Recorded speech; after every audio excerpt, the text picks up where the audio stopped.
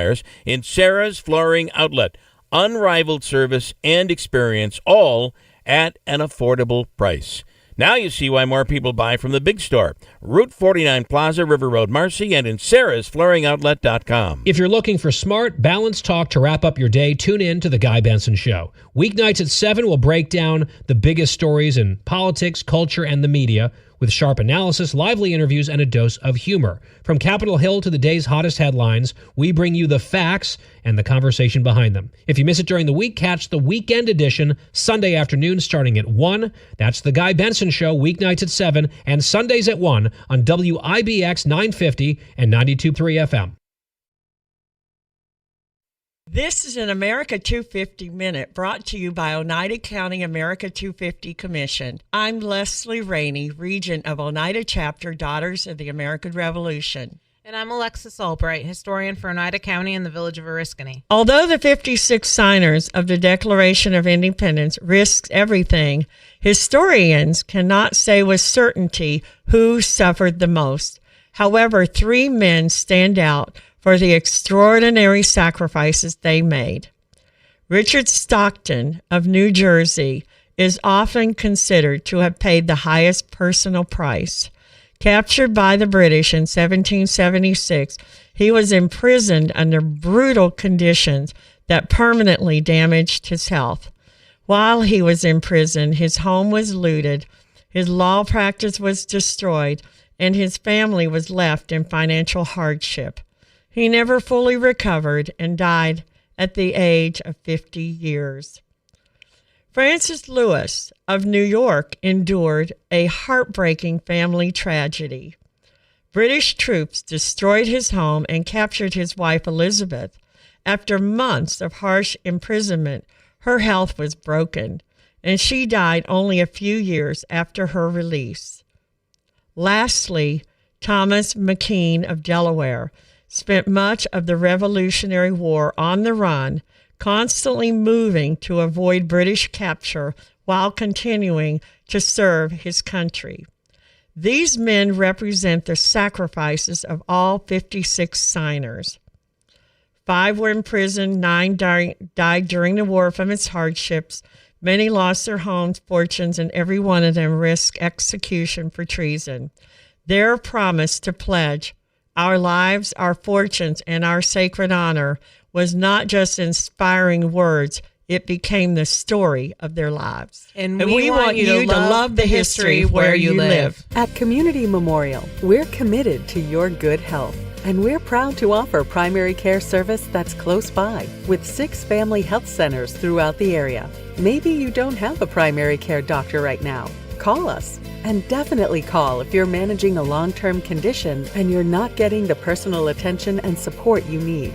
We're here and we're ready to help, offering compassionate care, guidance, and support for patients of all ages.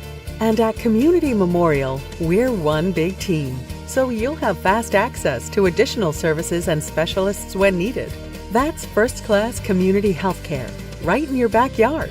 We have family health centers close to you in Cazenovia, Hamilton, Waterville, Morrisville, Munnsville, and Sherrill. And we're welcoming new patients throughout the area. For a better primary care experience, choose a team that's highly rated for patient satisfaction. Choose Community Memorial and get better. We're your neighbors, friends, and your family. We care about our community, your business, and most important, you. We support charities like the United Way, McMahon Ryan Child Advocacy Center. We are the members of IBEW Local 43 and NECA Contractors. You don't just see our work, you live it. From the JMA Wireless Dome, hospitals, schools, and city buildings, the IBEW is part of the community. Central New York's future is bright, and the IBEW Local 43 and NECA will continue to help light, power, and grow Central New York. Here's a tale of Becky. Didn't know what to do with new meds prescribed and no real cost clue. She squinted at prices, that can't be right. Then tapped Good RX and saw the light. She could get a deal. Book telehealth if she feel. Learn about those meds without any stress. That one little app does all the rest. Even my horse downloaded it. Dang, save time and money on prescriptions. Check GoodRx. GoodRx is not insurance. Live here, work here, support local. At New York Sash, that's how we do business every single day. Before our crews install a window or bath, we're out supporting the local companies that power us. By keeping it local, we keep our quality high, bringing you true worry-free remodeling. And this July, we're celebrating America's 250th milestone with the biggest event in our history. Welcome to the America 250 sale at New York Sash. Right now, completely transform your home and buy 2 windows, get 1 free. That's buy 2, get 1 free on energy-efficient windows. Plus, take a massive 50% off expert bath installation. And to make it completely worry-free for your budget, get 0% financing for 25 months. Call 315-624-7344 or visit NewYorkSash.com today. Financing available with approved credit subject to approval. Not all buyers may qualify. Offer subject to terms and restrictions. See store for details. People of all ages can experience any level of discomfort for knee pain, hip pain, back pain, and you know what? It could be stemming from your feet. This is Bill Keeler. The Good Feet Store is here to help, and there are so many that swear by these inserts that go into your shoes and make all the difference in the world when it comes to pain. It's a 3-step system. Strengtheners, maintainers, and relaxers. They're a whole program that you follow, and it could very well change your life when it comes to pain. It's called the Good Feet Store. No obligation. You can walk right in for a free fitting and test walk. No appointment is needed. You can walk right in. They're located now in New Hartford at 4630 Commercial Drive in New Hartford. Get directions, make an appointment if you like, ask questions, 315-999-3910. It's the Good Feet Store, 315-999-3910.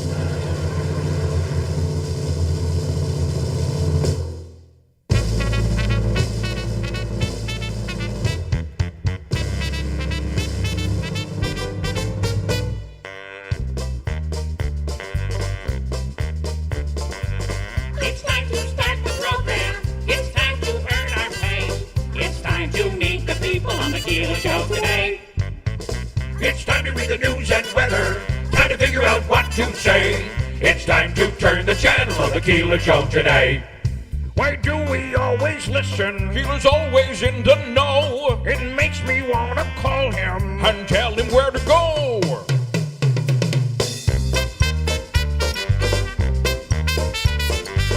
And now let's get things started.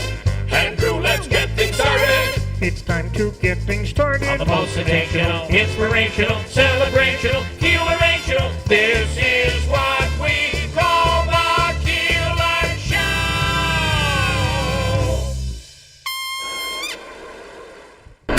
WIBX. This is Keeler. WIBX 950 and 92.3 FM. Now back to the Keeler Show.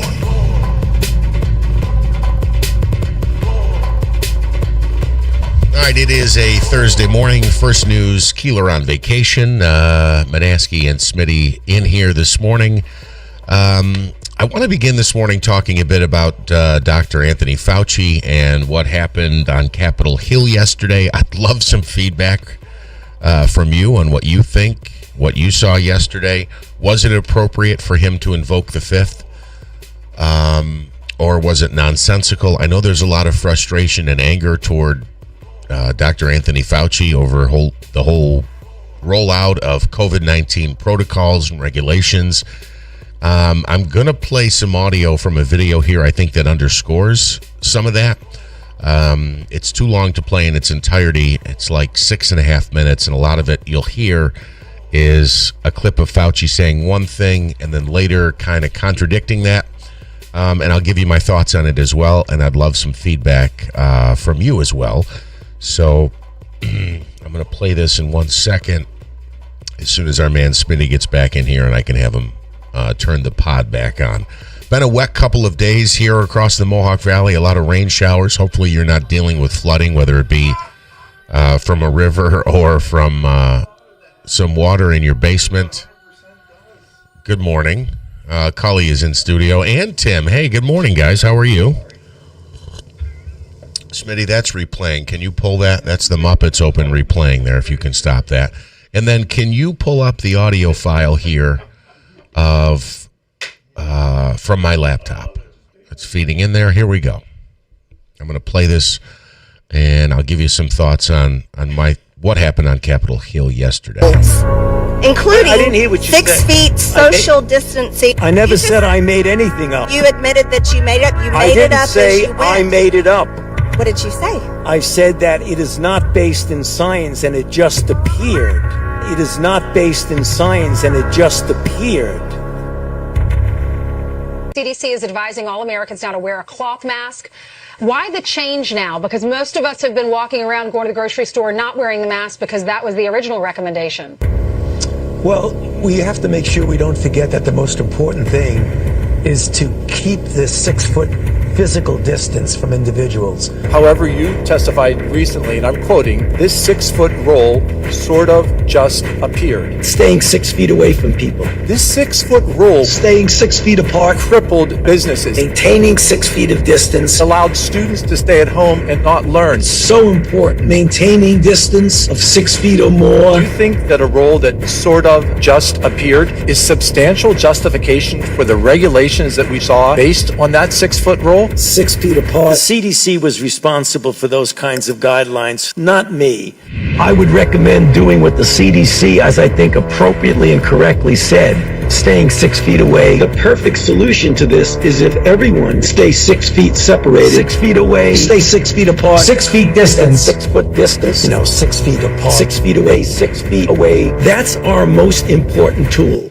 It had little to do with me since I didn't make the recommendation, and I think we should just follow carefully the CDC recommendations. We must abide by public health measures. The usual 6 feet apart, very important, 6-foot distance, stay 6 feet apart, 6-foot rule. It actually came from the CDC, not me, but I would recommend 6 feet of distance. The 6-foot rule, the social distancing, which you said sort of just appeared. The 6-foot rule, it's almost irrelevant, almost irrelevant. It's so important. The social distancing of 6 feet, 6 feet or more, 6 feet, stay 6 feet apart, 6 feet apart. The most important thing, it's almost irrelevant. The biggest thing, almost irrelevant. The perfect solution, almost irrelevant. If everyone at all times stay 6 feet separated, 6 feet away, 6 feet apart, at least 6 feet. The biggest thing, the most important thing, the perfect solution is the 6-foot rule. The 6-foot rule. The 6-foot rule. There was no science behind it. There was no trial that looked at 10 versus 6 versus 3 versus not even worrying about it at all. And since there was no clinical trials going one way or the other, that's why it was accepted by the group. There was no science behind it. And that's one of the things that's, I think, such a good thing about our system here, is that we're ruled by the science. There was no science behind it.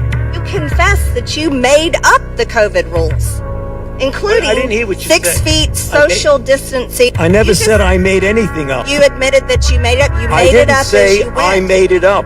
What did you say? I said that it is not based in science and it just appeared. It is not based in science and it just appeared. All right, so I think you get the gist of that video. That was about half of it. Well, yes, Cully, we will get reaction on this in just 1 second. I say, Cully, I assume it's you. I don't think I've ever seen you without the glasses before. Well, I just wanted to raise my hand because I'm not sitting 6 feet from you. Is that okay? We're fine. Acceptable? Okay. We are fine. And apparently, as Fauci said, it was irrelevant anyway. So, okay. Just checking. All right, we're going to break from this for 1 second. We want to check in with Jonathan Savage from Fox News Radio. 2025, the deadliest year for Jews living outside of Israel in more than 3 decades. What does it all mean, and where do these numbers come from? We're joined by Jonathan Savage from Fox News Radio. Good morning, sir.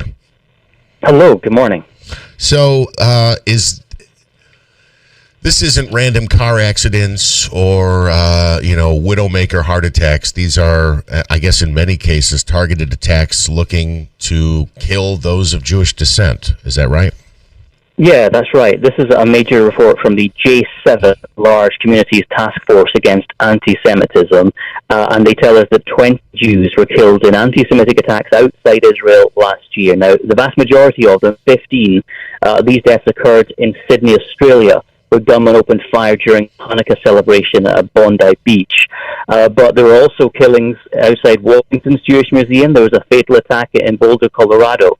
And we're told that anti-Semitic incidents in general continues to be very high. The fastest rising problem is here in the UK. Britain recorded the largest increase in anti-Semitic incidents of any major Jewish community outside Israel.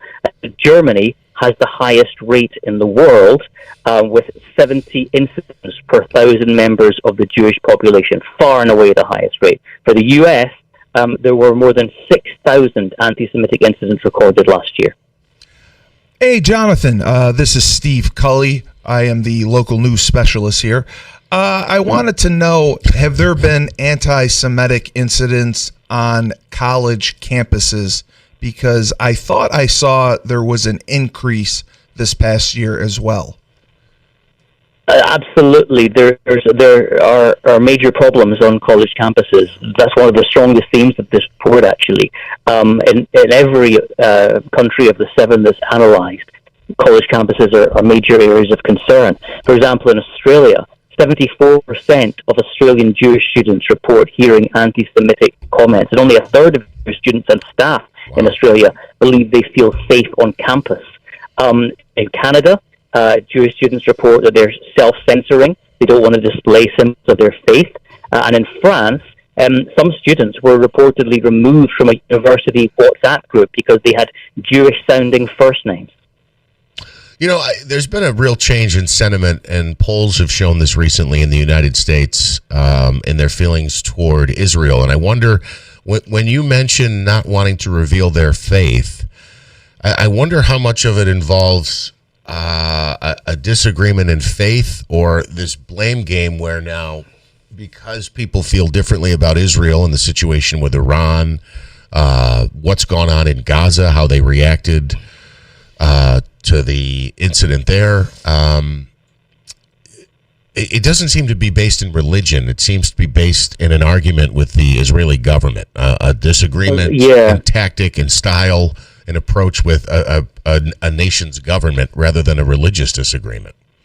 Yeah, this is a debate that is continuing. Critics are saying, look, don't conflate legitimate criticism of Israeli government policies with anti-Semitism.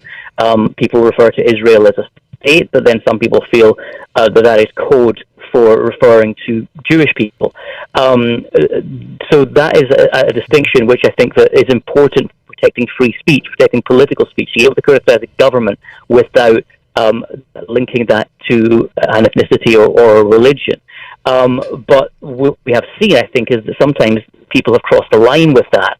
Sometimes people have felt that the people who are attacking Israel are also attacking Jewish people, and they are assuming that any Jewish person anywhere supports Israeli policy, which isn't obviously necessarily the case.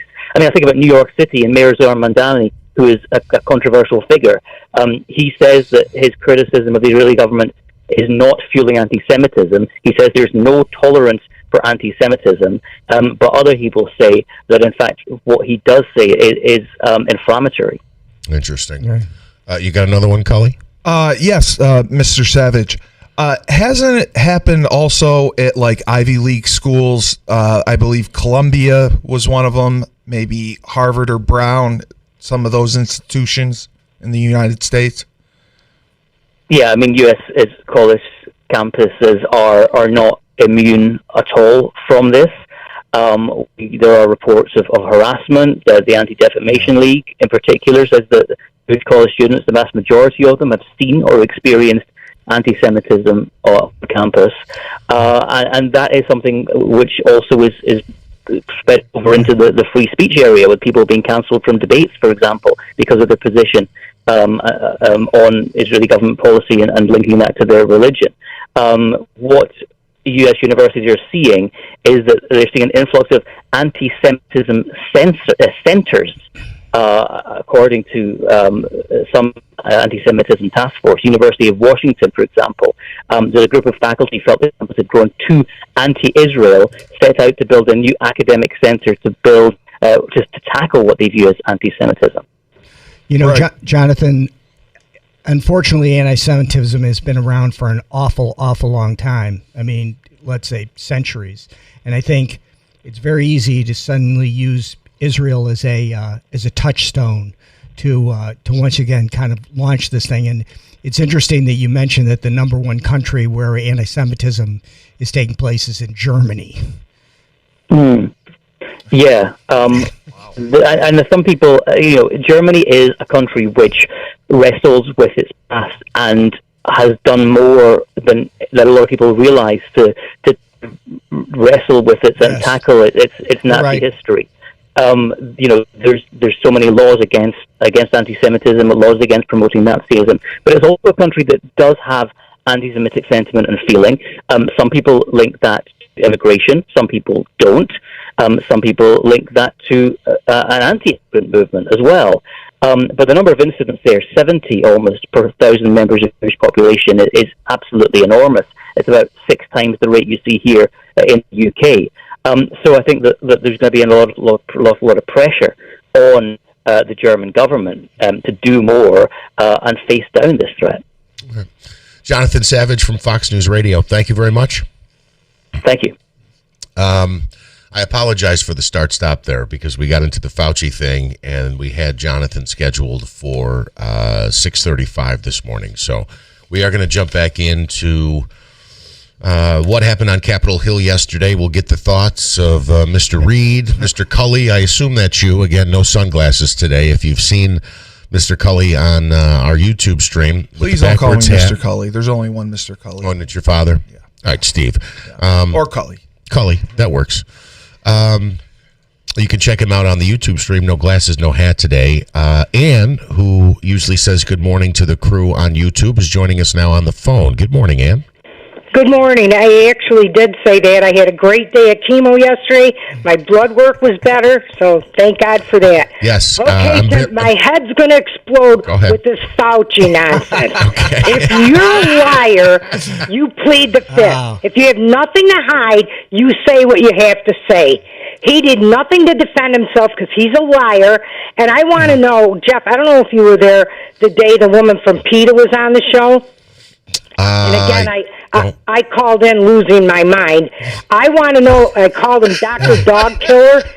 Allegedly, he was affiliated with a lab during all this COVID stuff. And what this lab did, they tested on dogs, beagle puppies. And what they would do is get these beagle puppies before they tested them and would cut out their vocal cords so they couldn't howl. He's a nutcase. He belongs in jail. And I want to know where you go to get a pardon so that you could do whatever you want the rest of your life and no one could touch you. Liar, liar, pants on fire. I'm disgusted. And when my president, Trump, went after him, everybody, the media went after him. Oh, you're wrong. You're wrong. Guess he was right about everything. That's all. And I appreciate your call. More importantly, I'm glad your blood work came back better, and I'm hoping that you are improving. And can you tell I'm already fired up? It's not even. Your energy's back. That's for sure. So Ann, is Fauci off your Christmas card list this year? Oh, no, I'll put him right on. He doesn't want to get the card. I'm going to send him. She may have had. I say, let the punishment fit the crime. Give me a scalpel, and I'll do to him what he did to the beagle. Sorry, that is inhumane. It's like declawing cats, right? No, Ann, I was going to disagree with you after we got off the phone, but let me just say this now. We do, as a society, I guess, we do experiment on animals, and it's the reason PETA exists. Not dogs. You cut their vocal cords out? Come on. To be clear, I don't. And when you say I have a better you say idea. you cut their cords out, I don't do that. I'm a dog lover. Some people have said that about Cully, but that's not allowed. Thank you. It's you like being the heel. I don't. I do not. But I mean, this is a controversial thing that's existed for some time where we test and they're medicines, finding other ways vaccines, to not illnesses. do that. Well, they do it on primates. Yeah, most they of have the a- time. they have Well, an we island do it down with rats too. I mean, Yes. and they're not as cute and cuddly as dogs. And I'm not, so I'm not going to sit here and say this is a great thing that we do that. I'm not going to say that. I'm a dog lover myself, and I understand why Ann is upset. But You're saying She it's for the said greater Peter was good. looking into it at that time. So I want to. One more thing, Ann, I want to mention. When you say about the pardon for the rest of his life, I do think that's part of the issue. Essentially, the pardon he got, I believe, forgives anything that came before the pardon was signed. The reason he's invoking the fifth now is because he's not protected for something he would, if he were to say something to Congress that turned out to be not accurate. I believe there could be recourse. It's not like a lifetime anything from here on out. You could kill somebody, you could rob a bank or something like that, and it's a blanket coverage or lie to Congress. I followed everything he said, and you know better than anybody when I brought the mask to the radio station. I don't know if you were there for that. I brought the black KN95. Yes, I do remember that, and thank you. I followed everything, and you're not going to get COVID. I got more shots than he did, and I got COVID. Yeah. I think in hindsight, whether he knew this particular fact at the time or not, the reality is we were all going to get it. We were all going to get it. And the bottom line is, don't lie. One thing I hate is a liar, and he lied about too many things. And again, when Trump called him out, people went after him. Oh, no, he knows everything. He's Mr. God of Medicine. Guess what? He's not. And I appreciate the phone call, and I'm Have really... a good day, everybody. You too. You too. Bye-bye. I don't think she needs coffee today. In 1 second, I'm glad Ann's numbers, I guess her blood results and other tests are coming back more positive. She continues to battle, and I think you can hear it in her voice. She's quite a fighter. So, yes, go ahead, Cully. No, I think the single most destructive thing that COVID did and the social distancing and all that was, Fauci shut down the schools, I believe, and the kids not getting that socialization. Sorry, I can't pronunciate or enunciate, and losing a chance to play sports. So many kids in their senior years were stuck at home doing nothing, and that is what I think has set us back so many years. And especially, we talk sports. That's why you've seen so many waivers for guys to play extra years because of that COVID year. Yeah, and it was actually more than 1 year, I believe. I think 2 we went years, through 2 years of that. Yeah. Yeah. So, look, my take is this, and I'm typically in the middle. I think a lot on the left will portray him as a hero, and I think many on the right will portray him as a horrible villain. I think really the truth is somewhere in the middle. I don't think he intentionally misled. This particular 6 foot safe situation, 6 foot distance. Social distance. Again, that was a CDC recommendation, and I don't know that it would have been appropriate for him to come out when the rest of this was not just something in the United States. These were policies and precautions taken in. But didn't they follow our lead? A lot of them? Well, my point is, though, it wasn't just the United States. It was essentially the vast majority of the world were taking the 6 foot safe, the masks, etc. The truth is, and I don't know if they knew this at the time, everybody was going to get it. And on a brighter note, which is a great thing, I didn't get it. You never had COVID? No. I find that hard to believe. I'm not. Everybody I know has had it. I've had sepsis. I've had my foot amputated. Sure. I've had my appendix rupture. You want me to get COVID too?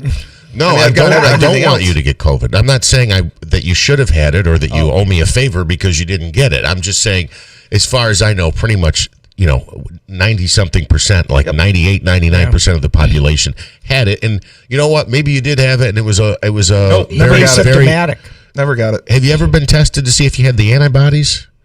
I don't know what that is. Is that blood work? Well, yeah. Essentially, it's when your body is fighting off an illness, if you have antibodies, it shows that it's fought with that particular virus, disease, whatever the case might be. No, I never had a test for it. I swear to God, I never had it. Okay, so everybody in the world except Cully essentially was. I didn't get Cully, it. let me make my point. Everybody in the world was going to get COVID except for Cully, and I think I've gotten enough. That's what I'm saying. Davey says he didn't get it either.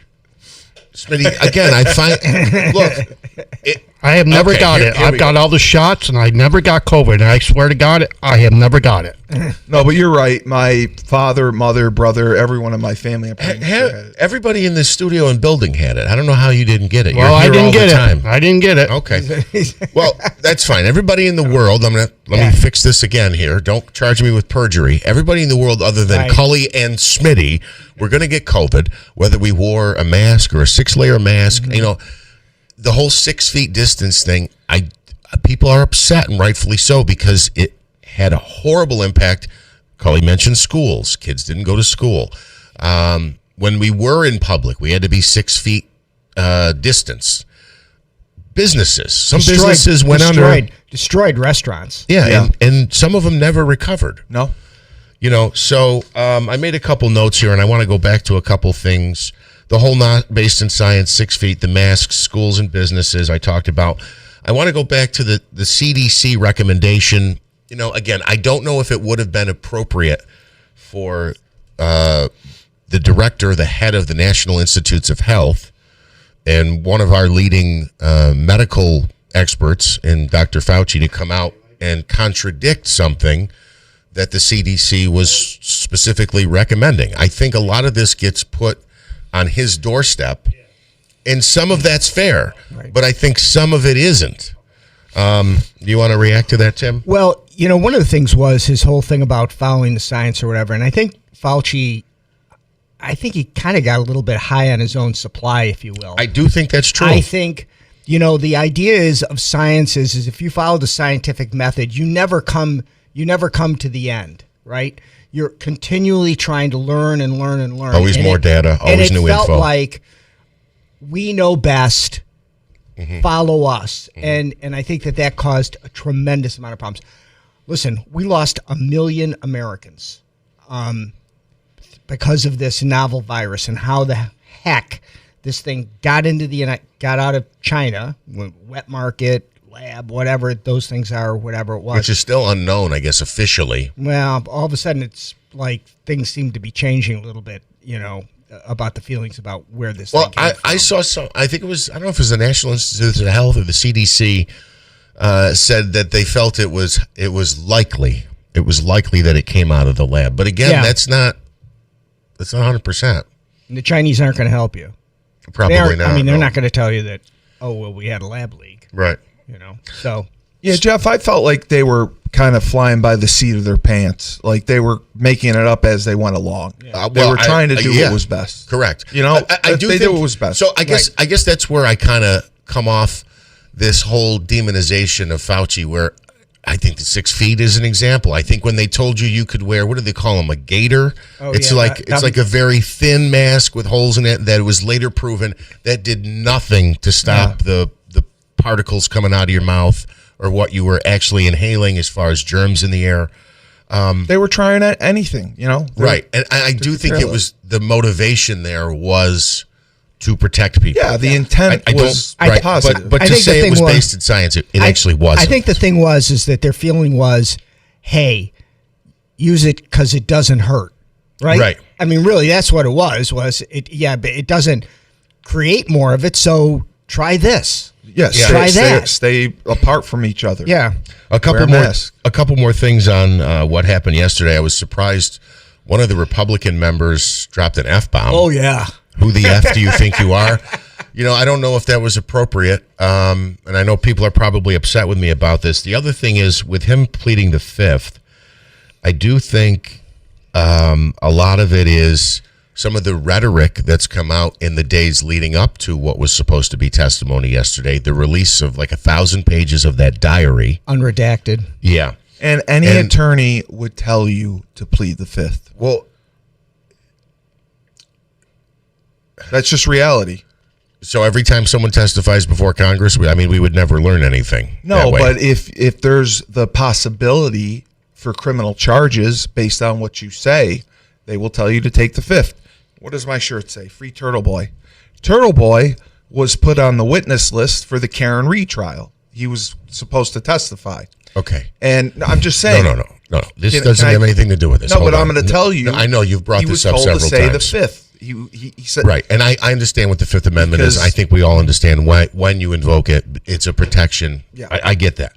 But my point is, I think the rhetoric leading up to this and a lot of outspoken Republican members and even members of the public saying, essentially they want his head on a platter. Mm-hmm. And, talking about the diary, exposing certain excerpts from that diary, and then talking about wanting to pursue him for perjury. I think if the rhetoric was toned down a bit, and this was more about learning from our mistakes. Right. And if you come and testify before us and we get all the facts and the right information, and we won't try to throw you in jail for this, I think he would have talked yesterday. That I agree with, yes. I don't think I don't think there was malice in there. I do think there's a bit of, I know he's being called a megalomaniac. I do think there's a bit of, when you're not a I don't know what you want to call it, a rock star, a superstar, a celebrity. And you get power. And then you get all this power, and essentially the entire country is reacting to your words on a day-by-day basis. I think that can kind of go to your head, and I think some of that was reflected in his diary entries. No doubt. Yeah. And now they're, I guess, apparently Rand Paul's, they're going to be bringing him up on contempt charge. Contempt charge, yeah. They're going to try to. We'll see where this goes. I do think this is just throwing red meat at the crowd that wants. Mm-hmm. But again, legally, Cully, now I will go to you. Legally, it would seem that he's protected, right? He can invoke a Fifth Amendment right, can he? I don't believe he was in contempt at all, no. I think he invoked his Fifth Amendment right, and he was more than fine to do that, and I don't see how they could charge him with contempt. So to the crew on YouTube, I will look at your comments, and we'll share some of those on the other side here before you start yelling at me Those this morning. positive comments. That's okay. We'll share them, whether they're positive or negative. And Smitty's yelling at me that we have to take a break. We will touch on this throughout the show this morning. It is First News Keeler on vacation on WIBX. Do not trust what any CEO ever tells you. Do not trust US Mobile just because I'm telling you. My name is Ahmed Khatak and I'm the founder of US Mobile. US Mobile invented this technology that lets you share data across any of the three networks in America. There's more coverage than any single carrier in America because we give you all three of them and let you switch between them anytime. Our cheapest plans start as low as $5. They go up to $44, but that $44 plan gives you unlimited priority data in America and keeps you connected in more than 160 countries abroad. US Mobile offers a 30-day free trial. US Mobile has no contracts. We don't lock you down. And over 1 million customers seem to like it. We're a top-rated carrier by Consumer Reports 2 times in a row, and you cannot buy those ratings. All I'm asking for anyone who's listening to this is just Google US Mobile. Just search for US Mobile. Just go to US Mobile subreddit and make a decision for yourself. If you're ready, visit usmobile.com. Consumer Reports does not endorse products or services. Here's a tale of Becky. Didn't know what to do with new meds prescribed and no real cost clue. She squinted at prices, that can't be right. Then tapped GoodRx and saw the light. She can get a deal. Book telehealth if she feels. Learn about those meds without any stress. That one little app does all the rest. Even my horse downloaded it. Dang, save time and money on prescriptions. Check GoodRx. GoodRx is not insurance. On BritBox, there is a place where stories twist like cobblestone roads. Grand manners hide secrets, and stakes are higher than seaside cliffs. Find places worth getting lost in on BritBox. Watch new series like The Other Bennett Sister from the world of Jane Austen and A Woman of Substance starring Golden Globe winner Brenda Blethyn. If you want to get away, you're in the right place. Stream the best of British TV on BritBox. Free trial at BritBox.com. There's new momentum in Congress to keep AM radio in every car and truck sold in America. But lawmakers need to keep hearing from listeners like you.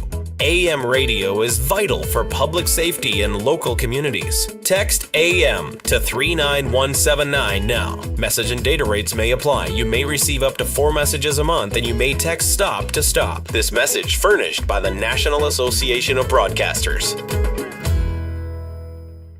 The summer sale is on at Mattress Express. Get a king for the price of a queen for the price of a full, and a full for the price of a twin. Ask how to get upgraded to an adjustable base for free. Go to mattressexpressny.com.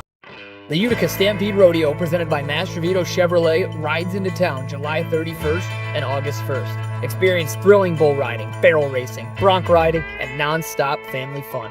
Get your tickets today at uticarodeo.com. The Falcon Clinic in Washington Mills is now accepting new patients. This is Bill Keeler. It is the area's premier osteopathic medical clinic.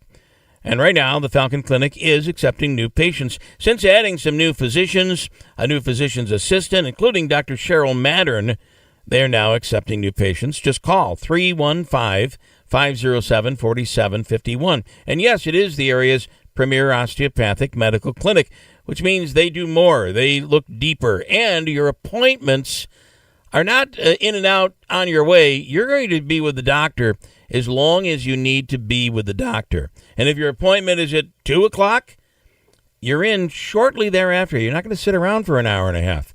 That's big. It's the Falcon Clinic. Dr. Kosminski, Dr. Mattern, Dr. Zielinski, Dr. Shemaleski, all under one roof. The Falcon Clinic. Call 315-507-4751. Hurt in a car? Call William Attar. 315-444-4444. Here's a tale of Becky. Didn't know what to do with new meds prescribed and no real cost clue. She squinted at prices, that can't be right. Then tapped GoodRx and saw the light.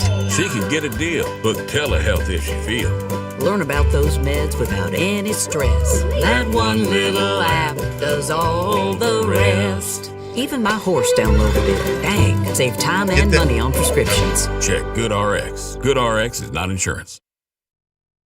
We are wrapping things up for this hour. We'll get to the YouTube comments. We've heard from Ann. Now we're going to hear from Joe Load on this topic. On the other side, stay with us. I'll get to the comments. I promise I will.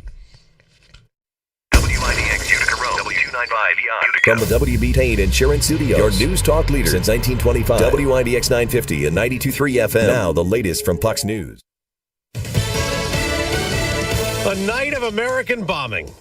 I'm Dave Anthony, Fox News. Retaliation that Iran was warned about. Just 12 hours after President Trump warned Iran would get a beating, U.S. forces launched heavy strikes against the regime. U.S. Central Command released a statement saying CENTCOM forces successfully completed a heavy wave of strikes against Iran in response to yesterday's attempted missile attacks on U.S. forces. The strikes aimed to further diminish threats posed by Iran and its proxies to American forces, commercial shipping, and neighboring Gulf countries. Fox's Trey Yingst, Tel Aviv. Iran's targeted ships again in the Strait of Hormuz. 2 natural gas sites hit with drones at an Egyptian port. And Reuters reports China's going to supply Iran with weapons, 400 shoulder-fired air defense missiles that could target American fighter jets. U.S. Ambassador to NATO, Matt Whitaker, tells Fox. This is a very concerning report, and obviously China needs to stay out of this fight. It's not their fight. Russia went on the attack overnight in Ukraine again, killing at least 8 civilians. The heaviest damage reported in Ukraine's western Lviv and eastern Dnipropetrovsk regions. President Zelensky's praised his warriors for achieving incredible things despite a critical shortage of air defences. NATO member Poland scrambled fighter jets to protect its border due to the proximity of attacks. That's Fox's Jonathan Savage. Dr. Anthony Fauci could face criminal charges. Republican Senator Rand Paul tells Fox they will next week consider holding Fauci in contempt of Congress. I think if that resolution passes our committee, which it will, that it could simply be referred directly to the Department of Justice. This after Republican senators badgered the ex-presidential COVID advisor at a hearing over his private diaries, accusing Fauci of contradicting public comments about COVID's origins and policies he pushed during the pandemic. But Fauci refused to answer any questions. Given Senator Paul's obvious obsession with calling for my prosecution, another Senate committee has postponed a vote today on acting Attorney General Todd Blanche's nomination. America's listening to Fox News. Well, it's official. My friends have all switched to Pure Talk because I told them they could save a bunch of money on a super reliable high-speed network with unlimited data. And because they're my friends, they trust me. As for the rest of you, well, Pure Talk understands that even though you might like me, you're not just going to take my word for it, nor should you.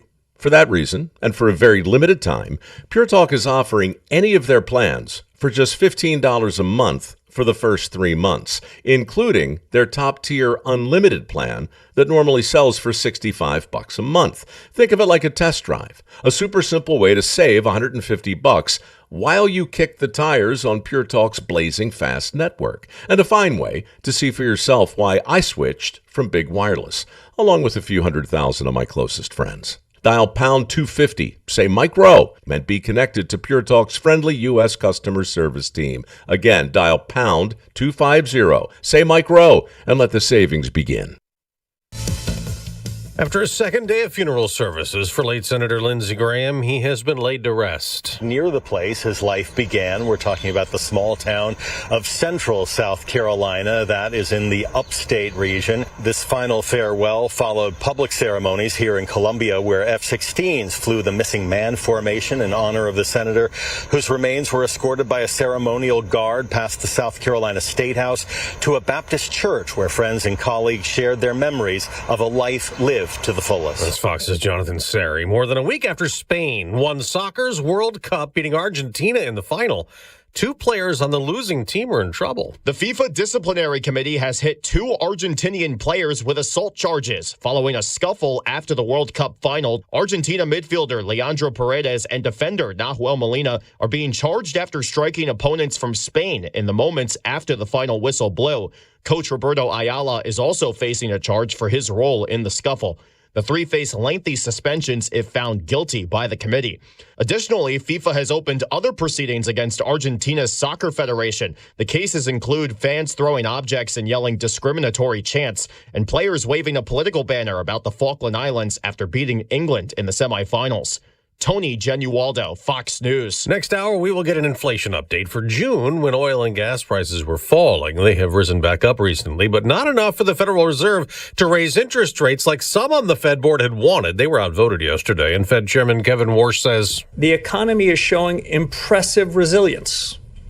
Even with recent shocks, the trends are positive and reveal solid growth. On Wall Street, stock futures are rising, up more than 100 points for the Dow. The day after the biggest Dow plunge since April of last year, it dropped over 1,100 points. The Nasdaq lost more than 400 in the big sell-off. I'm Dave Anthony, and this is Fox News.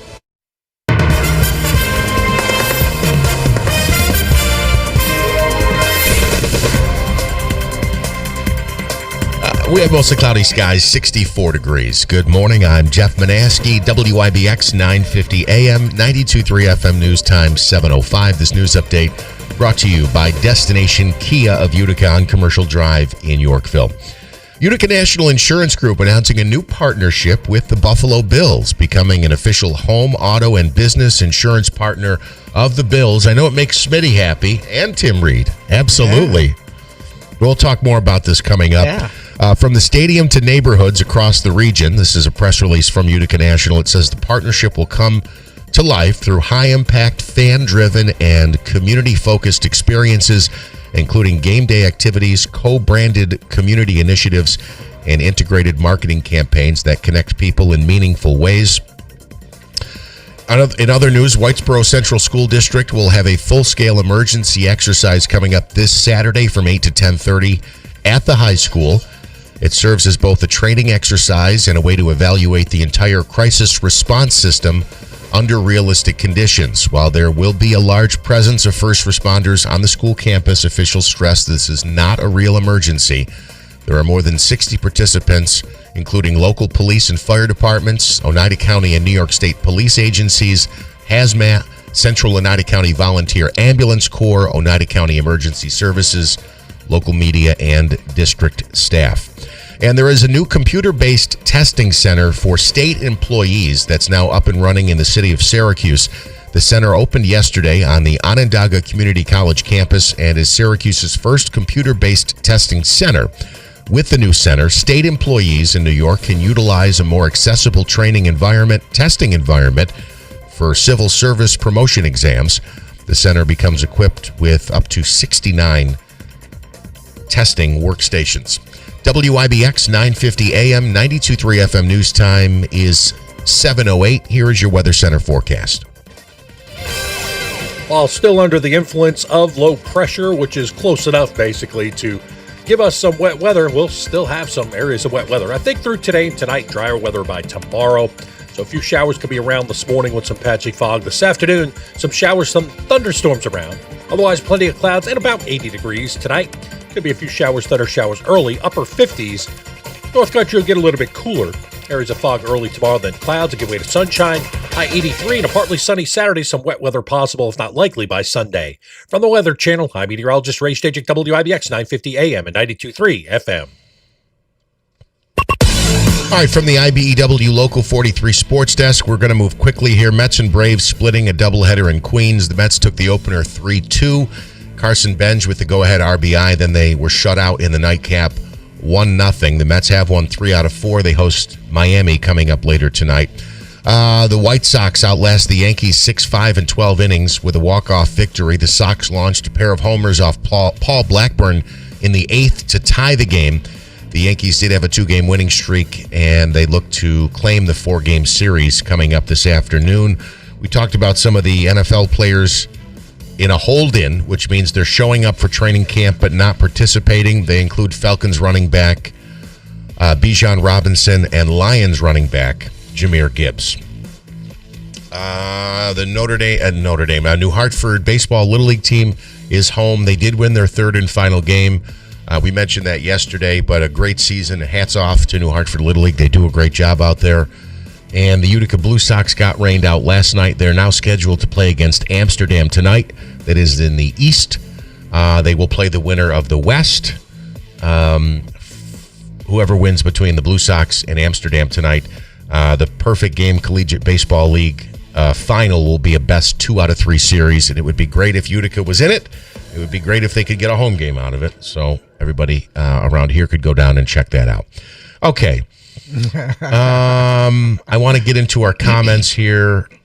Smitty, I'm going to hold off on the break. We'll talk to Roseanne Leparco coming up in a few minutes. I promised I'd get into these comments on YouTube. So first of all, Ann says it was a good week. Blood work came back good. We talked to Ann this morning. Thank you, Ann, for sharing the good news, and we're all happy about that. I still see lines on the floor. This is Ja Wick. I still see lines on the floor everywhere. We're getting back into the Fauci conversation. I just want to know why people think they should be up your back unless they are family. They should be up your back unless they're family. Oh, because of, 6 foot. Yeah. People are just crowding. Yeah. And why did the government have to make and tell people to wash their hands and keep away? Yeah, I mean, people should be washing their hands anyway. QAnon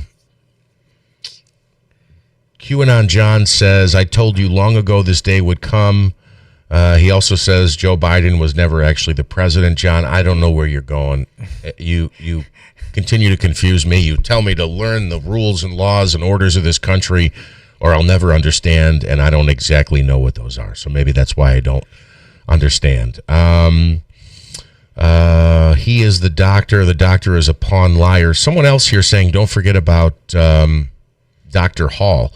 Look, again, Dr. Hall was going off the recommendations that were not only sent from the NIH, but the CDC as well. For some to think he was intentionally part of some conspiracy or something, right. I just think is insane. John, won't be no pardon. Biden was never president. Ja Wick mocking me. I don't know what these comments are in reference to, so I'm not going to read them. Very funny, Ja. I never got COVID. Steve Colenso, my wife never got COVID. Well, good for you. I do think like 98% of the population did get COVID. And one thing I started to mention last hour, and I don't think the medical experts knew this at the time, but thank God it was true. The more COVID was passed, the less harmful it became. Right. Which was we were lucky, I think. Right. I mean, because it wants to survive. So it's going to be just strong enough in regards to it to keep transmitting and passing itself. It does, if it kills all of its hosts, then it dies itself. So Bill Gates, Epstein, and Fauci developed and released this. That's according to Deeds. What is the gain of function testing? I do think there's something there. Tim. I don't know. I think some brain function in some of these comments. I know. The gain of function, I do think there's a big question Probably about is. that, and I think Fauci might not have been completely honest about that. Correct. It seems like there's some lingering questions. I will fault him there. Smitty, can you straighten that camera so Tim and Cully are on camera there? Oh, I get to be on camera? Shooting a gap in the wall. Deeds, blame the wet market. There was another funny one here. Oh, I'll have one order of hot bat wings with blue cheese and celery. That equals COVID. That's funny, Ja. Why? Why is it funny? But why? What, bat wings? Well, the whole wet market. People, or the original theory was that it came from a bat in a Chinese wet market. Oh, okay. I believe that. Jeff will come on and read 2 comments, then chuckle, LOL. I'm well past 2. Dr. Fauci, oh, come on. It says he probably has an Asian mail order wife. I think that's stupid. Yeah, some of these are draining. Well, there's nothing Can you wrong with guys that. tell why I skip over 90% of the comments? What? There's nothing wrong with a mail ordered wife. They're very convenient. Don't think that there is. QAnon John, in my opinion, Dr. Hall is guilty. Look into Nuremberg. Okay. Oh, Jesus. Scooter, I see my main man Davey is there today. Don't he ever get a day off? Smitty, No. do you ever get a day off? He's like James Brown, the hardest working man in show business. He might be. He certainly might Poor be. guy. What about what Cuomo did? Again, Oh, the policy that Cuomo put forward was what nationally was put forward. No, I don't think. I think New York was the first in the nation, and some others may have followed suit. But that was schools. I think that was bad. Cuomo liked. Remember the whole respirator thing that they were saying. Oh, we have respirators, and they were going to come to Oneida County and steal our respirators, and then we came to find out the respirators were the worst thing you could possibly do because they were blowing people's lungs out. Yeah. Then there was the ivermectin, which people were saying, oh, those are horse medicines or whatever, which in fact were being used they've been used for years for blindness in Africa or whatever. I mean, it has a human use, correct. This politicalization of medical stuff was cray-cray. Yeah. And Jeff, just so you know, Jim Reed dropping a cray-cray. 77.5% of people got COVID. In the United States or in the world? In the United States. Only 3 out of 4 people. I just checked. Okay. Well, and in this studio, my statistics we were at maybe 50%. Apparently, we're only 50% in the studio. We'll go to Joe Lode now. I've gotten through the comments here. Bill made so much fun of ivermectin. What about what Cuomo did with the nursing homes? I'm with you there. That was horrific, and that wasn't a recommendation from the CDC or Dr. Fauci. He was another one though. He loved every day being on that TV. See, that's what I mean. We want to head on a platter, and I'd rather have Cuomo than Fauci. I personally felt comfortable seeing him every day on television because I thought he was like doing the FDR when he used to give fireside chats. That's what I felt like with Cuomo. There was so much confusion and so much fear. I mean, you're grabbing at any straw you can. Can we Even all agree Joe that Lode. we're happy that this is no longer a thing and this is finally over? And I hope. Yes. I want to talk about it for another hour. No, we're going to talk about it, but I'm glad we don't have to deal with it anymore. Joe Lode is on the line. Good morning, sir. I'm just glad we'll never have to deal with it again. Continue. Right? Isn't that it? Hopefully. We won't. Hopefully. We will never get shut down again. No, the American people won't allow it. But you know what? My thought is that no matter what's posted, no matter whose side you're on, it's always Trump's fault, and that's what makes me laugh the hardest, I guess. Listen, was Fauci involved in Wuhan? In the lab with Obama? I don't know. Was there a lab with Obama? Fauci was there for like 40 years. Why do you specifically mention Obama? Well, because I heard he was with Obama during that time, and Obama had his hands in that mess too. But was it because they were trying to find cures for things that they were making up? I don't know. There's questions that are unanswered, right? Did it start in Wuhan? Why is it that COVID-19 was listed on Clorox bottles from 20 years ago? So if COVID was something that was new, why was it on Clorox This bottles? is some conspiracy stuff, I Joe. think he's been talking to QAnon John. Joe, can you show me a bottle that from 2005 that had a COVID-19 warning on it or a COVID-19? I have a ton of products underneath my sink that were purchased before COVID that all say COVID kills the COVID virus. They all say it. They were manufactured prior to COVID. But COVID was there's a reason why it was called COVID-19 novel virus. It had never. Now there may have been other COVIDs prior. I mean, there's a reason why it's probably COVID-19. There must have been 18 of other things, but I don't think there never was. 19 was because of the year that it was allegedly discovered. Is that what it that's was? where the 19 comes from. Yeah, it was a novel I believe virus. there are other variations of COVID that existed previously, but continue, Joe. Well, I never got COVID, or maybe I did. I was never tested. I was never tested because I didn't believe in that. And if I had some kind of symptoms of a cold, well, I've gotten the cold before and the flu before, but I worked around number of people that were COVID positive when I was at UPS, and I never got any of it. So people in your family probably did. If you got tested, more than likely you were COVID positive.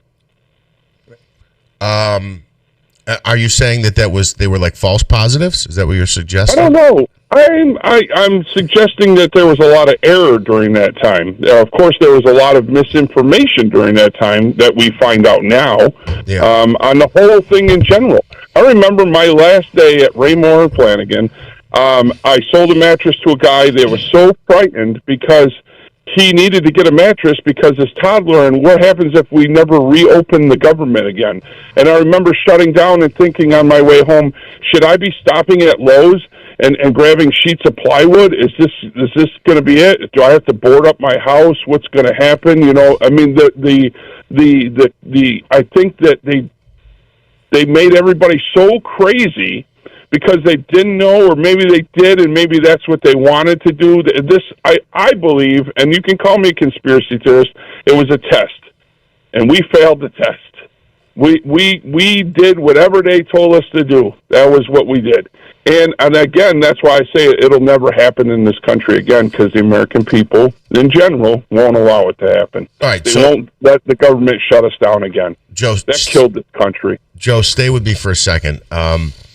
So Cully just pulled up a picture of like a Lysol spray bottle online, and on the back of it, it says it kills coronaviruses, and this was pre-2020. Coronaviruses have existed. As a matter of fact, the lab in China was called the Coronavirus Something Research Lab. Right. So coronaviruses... Oh, that's my fault then, Joe. No. Hang on. Coronaviruses have existed, according to what I just pulled up here, since the 1960s. That lab in China was called the CoV something testing lab, and that was the whole point that Jon Stewart made when we were still talking about it being in a wet market. And he goes, is it impossible to believe that a coronavirus escaped from the coronavirus testing lab in Wuhan, China? And that was kind of people, even on the left, went, oh, well, that is a fair point. So to the point about bleach bottles and Lysol bottles that say kills coronaviruses, obviously, I do think that's true, but it doesn't say COVID-19 on it. I think that's a big distinction. The other thing, Joe, hang on. Go ahead, Tim. So the whole thing was they were manipulating the coronavirus, and the whole idea of gain of function was they were teaching it to be able to do something that previously it couldn't.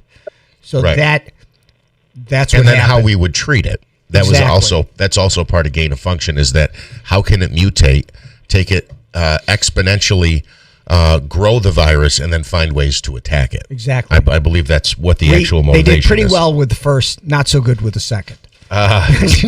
The other thing, Joe, I want to mention, when you say it killed this country, again, these were policies, I'm not going to say every single country followed, but it wasn't like Canada and Mexico and Germany and Spain and France and Russia. They weren't doing 6 feet distance. They weren't doing masks. Only America was doing it. Everybody was doing this.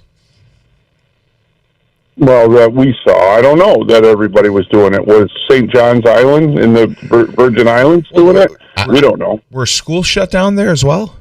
I don't know. I didn't believe they were. I couldn't tell you 100%, but we were not the only country that No. did this. I know with the social I distancing. will say, one of the things is I think the United States suffered the worst deaths per capita of any nation in the world.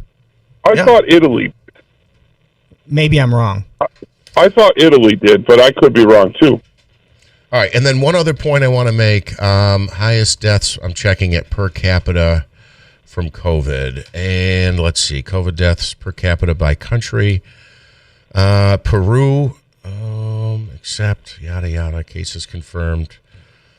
I want to keep talking, but I can't. I got to run. Okay, go ahead, Joe. I Joe, appreciate your thank call and your thoughts on No, this. Joe, I just want you to know I love you.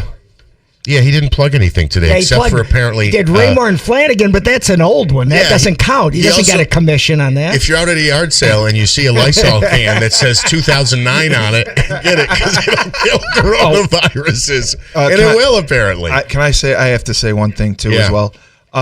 My uncle Jim D'Onofrio, he is being one of the first members inducted into the New Hartford Hall of Fame, Sports Hall of Fame.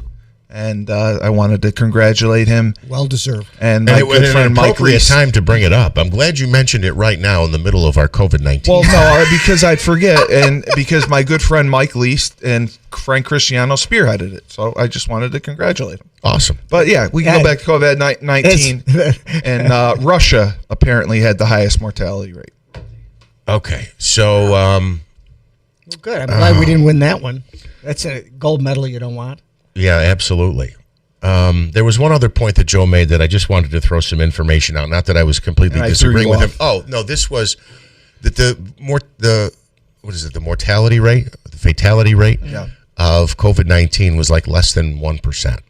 Ultimately, is what it ended up being. Of the world's population? No, of people who contracted it. Oh. It killed. Oh yeah, Less than 1%. Ultimately, yeah. Oh, I I didn't think know that. at the very onset, especially when older folks were getting it, it was killing a higher percentage of people. Correct. But I believe ultimately ended up being less than 1%. And Well- I'm just saying there are viruses and diseases out there that kill people at a much higher rate.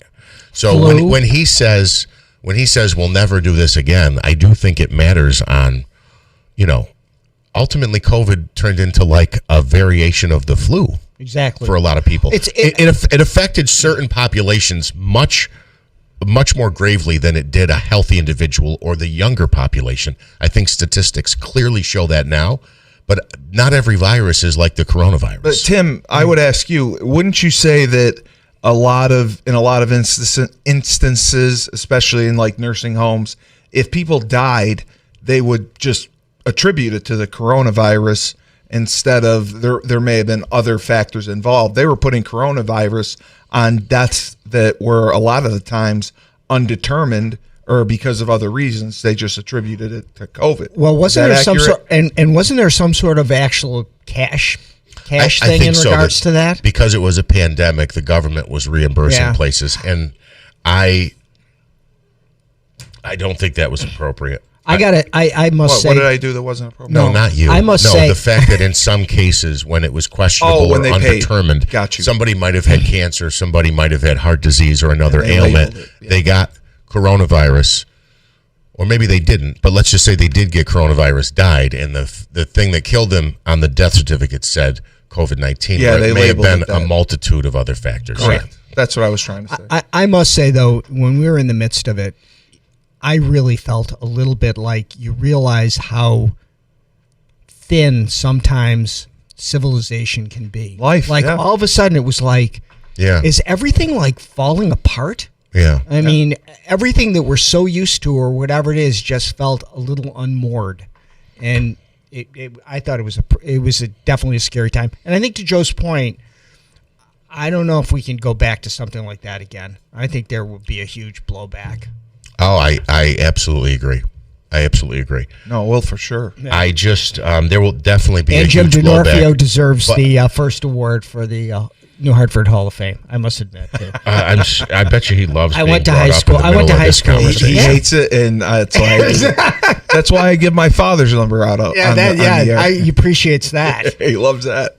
So one other thing to mention, and I heard this yesterday, and I had not heard it before, was that Dr. Fauci actually had an adverse reaction. He had I'm going to have to go look it up. Like AFib or something no, like that? he had, something maybe related to his shot that was not publicly disclosed, that he had an adverse reaction. Well, that's one of the things we seem to forget about in regards to it is that the whole Project Warp Speed was done under President Trump's first administration, and he was the one, in fact, that really shepherded in those shots. Biden got, I don't want to say stuck with it or whatever it was, but really the genesis of it came there. Whether, your belief was that the shot was good or bad, I guess remains to be seen in regards to it. But that's where it started. No, you're right. Yeah, they rushed it and they got it done. They got it in. Yeah. All right, it is time to move on. Cully. Oh boy, Cully, take a second and Sharpie and draw a pair of sunglasses on your face. Jawick says it was a blood clot. I heard what it was yesterday. I can go look that back up. We're going to pause this conversation probably until we'll get back into it in the 8 a.m. hour. And I'll have my sunglasses on. We go now to the phone lines where Roseanne Leparco joins us, Master Gardener from Cornell Cooperative Extension. Speaking of... did she hear all this? The death rate and the death toll. Good morning. So it is Jeff. Good morning. Steve, I did hear all that, and I'm thinking to myself, wow, I get to have the segment after this depressing. It's either Bill talking about the Mets or that, and then it's me. Roseanne, don't talk about lettuce. No, not going to talk about lettuce. Well, we were talking about death rates and things like that, and I want to know what the death rate is for plants when we go multiple weeks without any rain. I'm good with Well, and then you go multiple weeks without any rain, and then you get rain that should have been spread out, over several days all at one time. Talk about stressed plants. It's a tough situation. In fact, I was going to just talk about, what do you do when the heavy rain is over after you've had the dry spell with no rain? You need to, what I'll do once, like tomorrow it's supposed to be a nice day. And, what you should do is kind of check things over. Plants can be very resilient. So, they'll pop back. It's not to panic. I know you'll see annual flowers, for example, look like they're all smashed after this heavy rain, but you give them a day of sun and they'll bounce back. The vegetables, you want to go through your vegetable garden or your vegetable plants. If you're just doing a few plants, look for yellow leaves and get rid of them. Any garden debris that fell, during wind spurts, get that out of the vegetable garden because that can introduce disease. And when it gets this wet kind of sogginess, be on the lookout for slugs and snails. They love this weather. And earwigs, they love this weather. So that's your big thing. You went from very dry, where those kind of insects hate that weather, to weather where they love it. So you just want to look through your garden, really quickly. And plants can be pretty resilient to this kind of weather. Believe it or not, plants don't like the heat wave more than they don't like this heavy rain.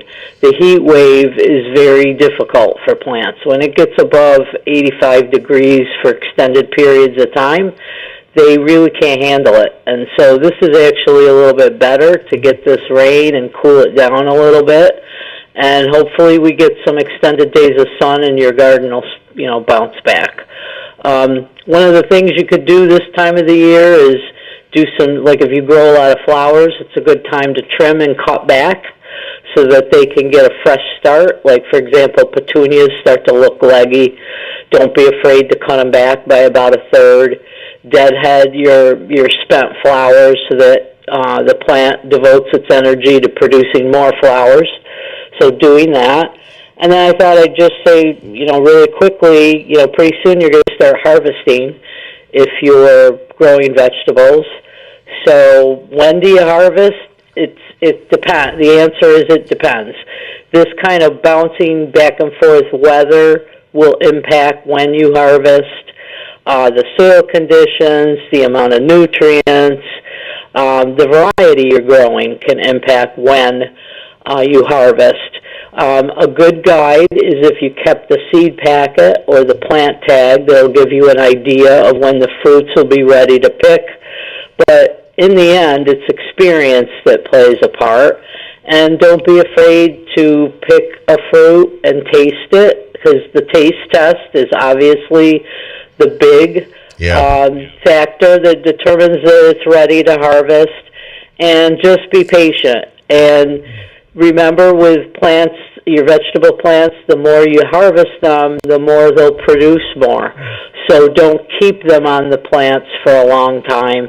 And if people want a good guide on harvesting tips, just Google University of Minnesota Extension harvesting tips. It's a great fact sheet that has just about every vegetable you could grow, and it gives you subtle color hints, feel hints, texture hints as to when your fruit is ready to pick.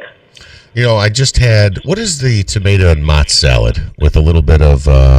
The grape tomatoes, the little ones? Or yeah, but no, what's the tomato? Yeah, I know what you're talking about. I can't the think tomato with the mozzarella on top of it. Frank makes. Oh, the caprese salad? Caprese, yeah. I just had one that was made all with cherry tomatoes that were grown in a little backyard garden. It was delicious. It was so delicious. Oh, it's delicious. We have this program called Seed to Supper with kids at the Extension, and for their little graduation party, we made a caprese salad with those little tomatoes, and instead of the big slices of mozzarella, we used the little mozzarella balls and the basil cut up so that the kids could have little samples of the salad. Yeah. It was outstanding, absolutely outstanding with the little tomatoes. It was great. I mean, pretty soon there'll be tomatoes everywhere. It's a wonderful time of the year. One tip about when you talk about basil, which is in the caprese salad, when do you harvest your herbs? They taste the best if they're harvested in the morning. They're ready for harvest when they have at least 3 or 4 sets of leaves on them. And then don't let the herbs go to flower, because it's not a major taste impact, but depending on the herb, when they go to flower, they push their energy into the flower at the expense of the essential oils. And so the flavor won't be as good as if you cut the flowers off. So if you see them start to push out flowers, just snip them off with your finger. That'll preserve the oils in the herb plant so that you get the best taste. Roseanne, I have a question, because I always have new ways to kill my plants. I've got some tomato plants. They have shown some flowers, but I have no fruit whatsoever. Are they a lost cause, or is it just waiting a little bit that something will happen? Just wait a little bit. I mean, sometimes that if it's premature flower drop, that's a sign of a nutrient issue or a pollination issue. Usually, do you have just one tomato plant? No, I have a few different ones. Some are showing it, but I don't know if they're determinate or indeterminate, it's way above my pay grade. So I don't, I'm not sure exactly what's happening. They've come from kind of different places, but there is a disorder that literally is called premature flower drop, and I believe it's a nutrient issue. What I would recommend is tomatoes are heavy feeders. Yeah. And so if you've got some Miracle-Gro, general purpose Miracle-Gro, hit them with some fertilizer. If they're in the ground, you can buy some granule fertilizer and kind of work it into the soil at the base of the plant. It would have been good if you had it, put it in before it rained, because then the plant could soak it up. And that could be a driver, but the plants are not, doomed. It may just be the spurt, the initial push out of the flowers, but give them a shot of fertilizer and I think you'll be fine. But there is a disorder called premature flower drop, where the nutrients, there's not enough nutrients to keep those flowers there to produce the fruit. All right, Roseanne Leparco, thank you so much. She joins us weekly to talk about plants, your garden, the weather, what you can do to have healthier plants. And I love to hear about the, what was it called? The Seed to Supper program. That is a great program for young students. Where can we learn more about that? Seed to Supper, well, we were fortunate enough to get a grant to start that program, and this is the first time that we did it. We did it in partnership with the ARC of Central New York, both the Rome ARC group and the Utica ARC group. And so it's a 6 to 8 week program where we teach, it could be kids, it could be adults. Our grant was for kids. And so we taught them everything from planting a vegetable garden all the way to harvest. And we're hoping that we can do it again next year with another group of folks. I found it very rewarding because we were teaching kids who essentially knew nothing about gardening, and they also had some physical limitations. We're 100% comfortable dealing with seeds and tools and that sort of thing. And we gave them activities. For example, they planted little container bags that they could take home with them with herbs in it. It was very rewarding, and it's a Cornell statewide program, county by county, depending on your funding situation or getting grant money. This was the first time we did it, and hopefully we will do it again next year. And I found it, since I participated myself, I found it extremely rewarding. And I'm not a teacher by trade, and so I was a little apprehensive at first because I've never really taught kids, but this was great. And then on some days they were outside looking at plants, learning about our Cornell vegetable variety trials. It was a wonderful thing. I could talk more about it at a future program and then keep people informed as to whether or not we're able to get another grant next year. We hope so. All right. Roseanne Leparco, thank you so much. Master Gardener with Cornell Cooperative Extension. We'll talk to you again next week. We are due to take a time out. Again, Smitty's telling me I need to take a break. While we do that, let's take caller number 6, 315-736-0186. Your chance to win some tickets for the upcoming Herkimer County Fair. We'll do that next. On the other side, we're going to be chatting with the Republican candidate for Comptroller of New York State, Joseph Hernandez.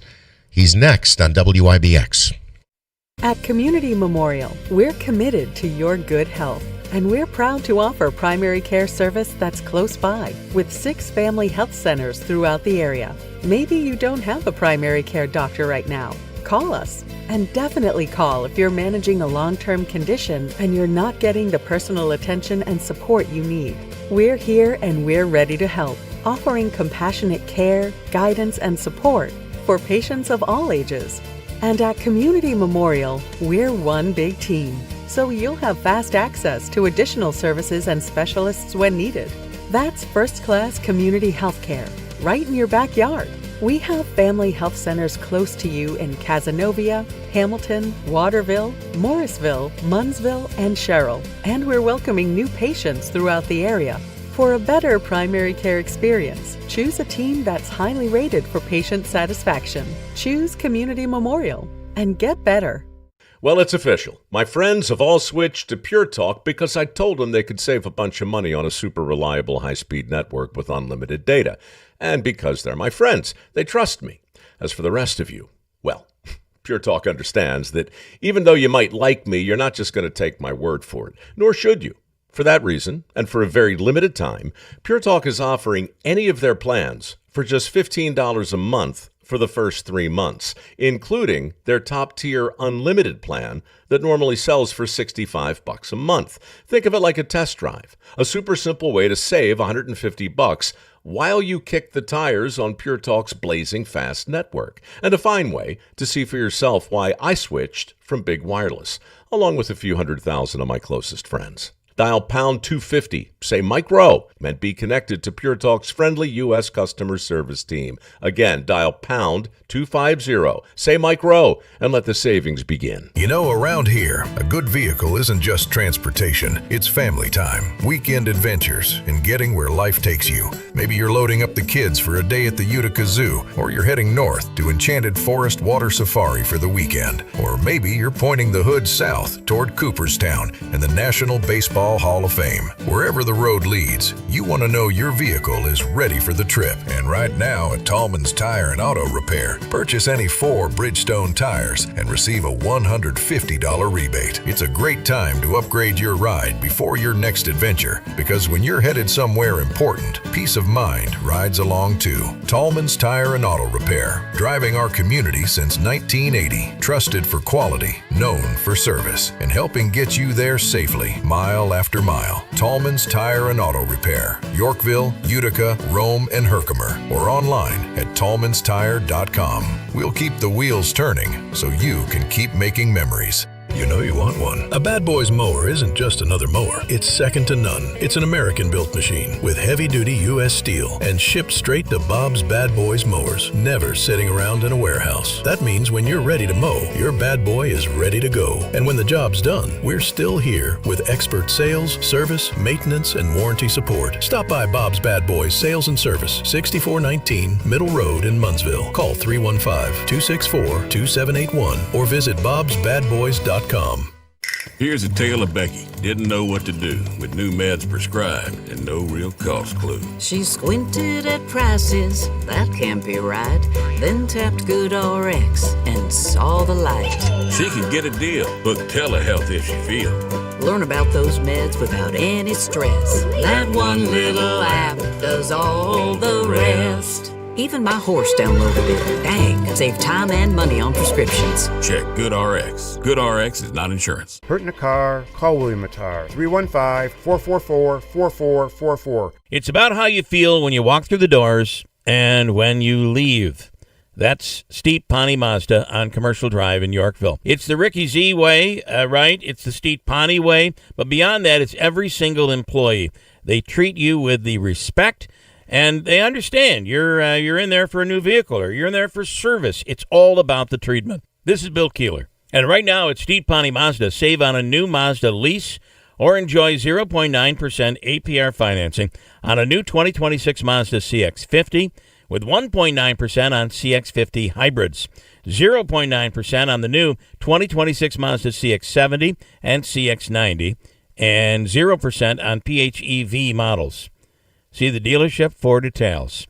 As Rick says, come on in, let's look at the deals. Let's take care of you. How about 2.9% on a new 2026 Mazda CX-30 or CX-5, where it's always easy to do business? Steep Pawnee Mazda. WIBX. This is Keeler. WIBX 950 and 92.3 FM. Now back to the Keeler Show.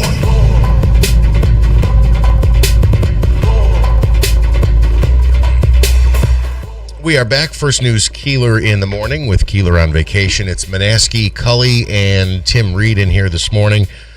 Joining us now on the phone, actually, before we jump into this, the next caller through 315-736-0186. You've got tickets for the upcoming Herkimer County Fair. You can call our man, Uncle Smitty, right now. Joining us on the phone is Joseph Hernandez. He's the Republican candidate for comptroller in the state of New York. He's hoping to unseat a longtime Democrat in that post. And good morning, Mr. Hernandez. How are you? Good morning, sir. I'm doing great. How are you? Good. Talk about the role, for those who don't know. What is the role of comptroller, and why are you running? Why do you think you're a good candidate for this? Well, the role of comptroller was really set aside and defined in the Constitution in 1847 with the primary objective of making sure it held effectively legislators and the executive branch accountable. And part of those duties include making sure that the funds that are allocated for certain projects are properly deployed. So the audit power is a very important role important aspect of the role, which means making sure the dollars go to the right places. So that's the first important aspect of the role. The secondary one is it manages one of the largest pools of capital in the world, which is the New York State Pension Fund. And this is money that belongs to the pensioners, people that worked and gave their lives to the state. So very, very important roles. It's intended to hold government accountable to taxpayers. So why I think I'm well suited for that role, I come from a finance background. I've been working in finance and investments and building companies for the majority of my career. I know what it looks like to balance a budget. I know what it looks like to hold people accountable, and I know how to follow the dollars, and that's a very important part of the role, and I think I'm well suited for that. You know, you talked about the audit power. New York State seems to raise money for everything. Taxes, everything seems to go up. I made this point, I think, earlier this week.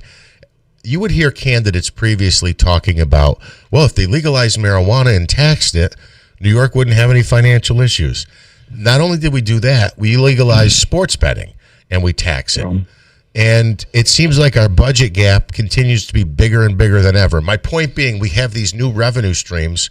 The state brings in more money than ever before, but now it also spends more money than ever before, and the budget gaps seem to be bigger than ever before. We have become a culture in New York that we have just gotten so used to spending the taxpayer dollars. We've become drunk spenders is really what we've become. And every opportunity that we get to raise taxes, we do that. We are not, we don't treat that money with respect, in my humble opinion. And if you look at the overall tax burdens of people who live in this great state, it is by far exceeds every other state in the nation. Yet, when you drive around, you see there's potholes. When you drive around, you see that there's no real law and order. Mm-hmm. When you drive around, you know, your energy prices, both at the gas pump and at home, don't get lower. The cost of living in New York, because of taxation, because of overregulation, because we have, again, become drunk spenders is what we've become, has really created such a burden on the residents of the state that this is why you're seeing mass exodus out of the state. Yeah. And this is why you're seeing people who work hard all their lives saying, why do I need to work hard, pay into the tax system, when others benefit without contributing anything to the tax system? And I think that discordant is really driving a wedge between people in New York that believe in the American dream and people that believe in free rides without doing anything. And that is a real issue, and we need to stop that in the state. Joseph, Steve Cully, best podcast host in the universe. I wanted to ask you, for New York State, are we fiscally irresponsible? And does the comptroller have the final say over spending? Or do you have to approve what's being spent, or do you cut the checks? We are the most irresponsible government entity as it relates to expenditures, in my humble opinion. Again, these are my opinions. But I can tell you that when you have a $277 billion budget, when you have a $126 billion Medicaid budget, when you have $70 billion in debt, that it costs you $651 million a month to service the debt, soon to be $1 billion. And that is your interest rate, by the way, and your principal. That's your credit card payment every month. Yeah, we're very irresponsible. And by the way, what we're also doing is creating policies that drive our tax base out of the state. The people that pay the taxes, you know, the big companies, the people that create wealth in the state, we've been vilifying these individuals and these entities, and they're driving. So we're creating a situation where our expenditure is getting higher and our revenues are getting lower. This is like going on a credit card binge and then quitting your job. That's effectively what we've done here. This is irrational. It's irresponsible. The comptroller's office is intended to bring and shine light to these irresponsibilities, and there are many in the state. I intend to do that. I intend to hold every aspect of government accountable to the taxpayers, because that's the ultimate responsibility of this role. And I can tell you, the last 4 years under this administration has been nothing but chaos, irresponsible spending, and a total disrespect for the taxpayers of the state. That will end on January 1st, 2027, when I'm comptroller. I found it ironic that Governor Kathy Hochul was welcoming back wealthy former New Yorkers who had relocated to other states. This was a couple of months ago, saying essentially we need that revenue. And while it is it is a different state, I'll mention it caught my attention recently that Gavin Newsom in the state of California was essentially going against his party. They had passed a 5% like billionaires tax or wealthy tax, and he's at least smart enough to realize if we impose this, people will just leave, or pull those assets out of the state of California, and will actually be worse off than we were. I mean, that happened. The threat of that alone caused massive exodus into Texas. I mean, if you look at the Texas tax base that's increased over the last 2 or 3 years, has been predominantly high net worth individuals out of California. They're just tired of being taxed. And these are people that love that state. These are people that have built their companies in these states. These are mostly Silicon Valley executives and other executives in sort of the coastal areas of California that built that state, that created the tax base. Now they're enriching the coffers of Texas. So good for Texas for creating an environment where these people are welcome and where these people are not vilified. New York is there, really there. We're not as bad as California, but we're only inches away from that. And I got to tell you, if you get rid of the tax base, and this is what we're doing in this state, we are going to be in a fiscal situation. As it is, we already have deficits. Our deficits are projected to be in the billions in 3 years. We have no way to make up for that. No way. And by the way, most of our budget is hardwired, meaning they're in continuity, they're in perpetuity. We have no way to really reverse these without new legislation. So it is a tailspin that's happening, and it's going to get worse if we don't do something about it. If we don't elect leadership in Albany to change this trajectory, if we don't elect Bruce Blakeman, if we don't elect myself, if we don't elect people who have a fiscal, conservative mindset and respect the taxpayers. At the end of the day, the politicians in Albany treat taxpayer dollars like it's play money, and it's not. People work very hard. People work multiple jobs to contribute to the state, and we have to respect that. And again, that'll start January 1st, 2027 when I get elected. Mr. Hernandez, we were having a conversation earlier in the show in regards to COVID, and one of the results of COVID is the idea of remote working. And, New York State has been highly dependent on Wall Street and what happens downstate or whatever it is. Well, you know what? Those people can work anywhere. They are not tied into one particular zip code anymore in regards to it. So, they can do their jobs or whatever it is, but they can go to states that are highly more tax friendly than where we are. And yet, so we lose all these people. We end up with more people on social contract.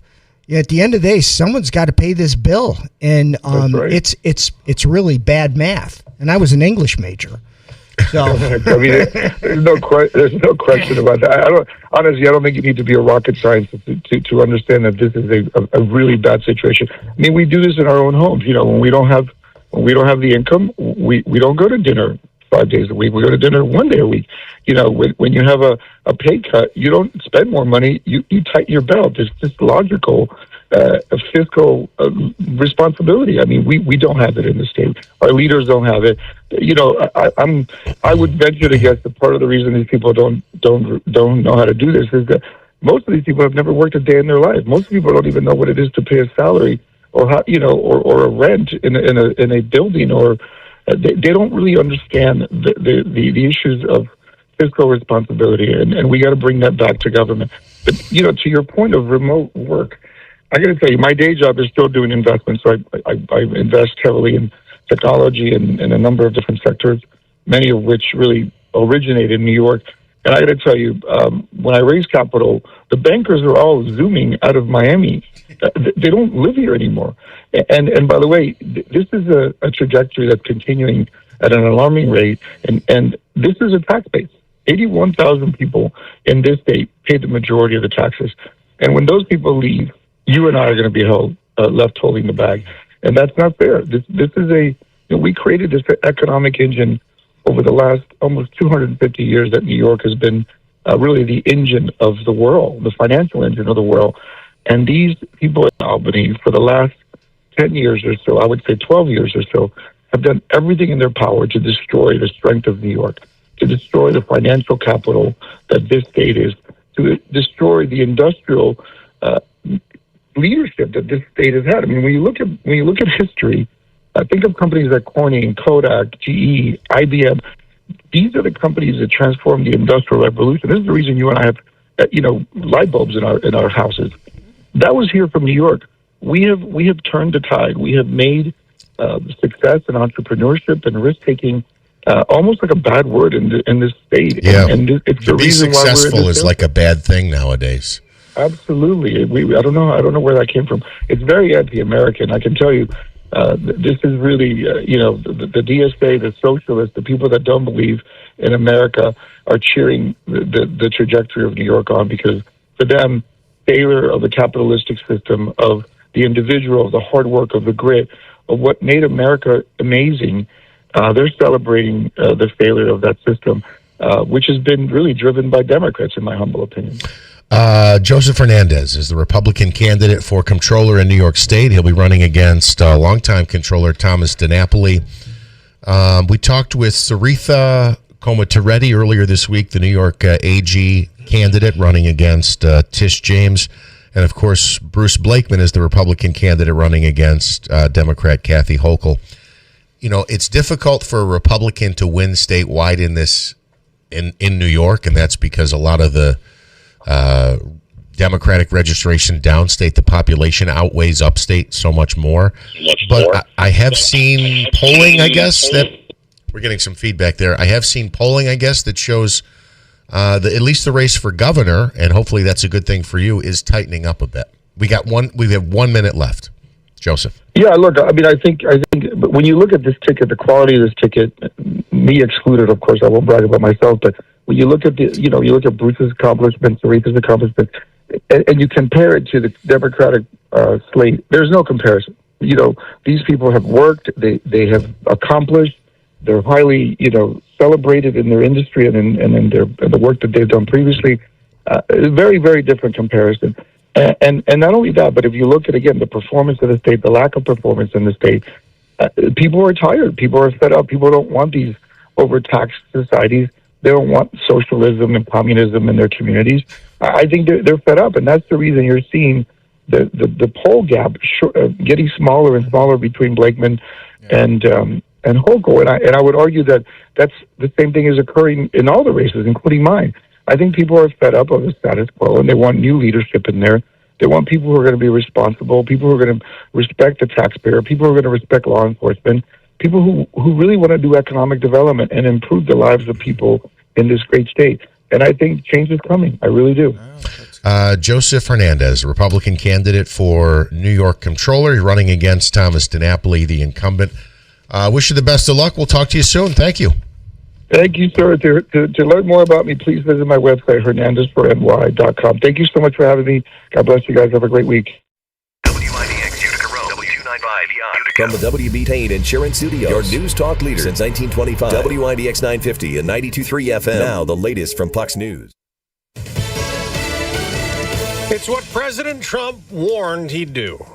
I'm Dave Anthony, Fox News, hitting Iran with another night of bombing. We got to smack them a little bit. He also had warned that Iran would take a beating for trying to attack a base in Jordan, and U.S. Central Command says they completed a heavy wave of strikes. Fox's Peter Ducey reports from the White House. The president has been presented an option by the head of CENTCOM to go big and escalate strikes, according to the Wall Street Journal. The idea behind Admiral Brad Cooper's high-end option is to go beyond the smaller retaliatory airstrikes that have done little to deter Tehran from threatening ships in the Strait of Hormuz and lobbing missiles at American forces in the region by sharply escalating the war. Speaking of escalating, China may get involved, according to Reuters. A Chinese company that is reportedly going to provide Iran with at least 400 shoulder-fired missiles over land. And these are missiles, man-pads, that are used to shoot down helicopters and jets. The same type of missile that shot down that U.S. plane earlier this year over southwestern Iran. Fox's Trey Yingst in Tel Aviv. Iran has targeted more ships in the Strait of Hormuz, and 2 natural gas sites were hit by drones off the Egyptian coast. But oil prices are down a bit this morning. We also, later this hour, are going to get another inflation update, but it's for June, when oil and gas prices have been falling. They have recently risen back up. A vote was planned today in the Senate, and it's been postponed as 2 Republicans who fell out of favor with President Trump voiced concerns about the acting attorney general. Republicans John Cornyn and Tom Tillis say they want more assurances about President Trump's settlement with the IRS before voting to advance Todd Blanche's nomination out of the Judiciary Committee to a full Senate confirmation vote. The president dropped a $10 billion lawsuit over leaked tax returns in exchange for a later scrap plan to compensate people claiming political prosecution and ending existing Trump family tax audits. Blanche signed off on the deal as acting attorney general. That's Fox's Chris Foster. America's listening to Fox News. Well, it's official. My friends have all switched to Pure Talk because I told them they could save a bunch of money on a super reliable high-speed network with unlimited data. And because they're my friends, they trust me. As for the rest of you, well, Pure Talk understands that even though you might like me, you're not just going to take my word for it, nor should you.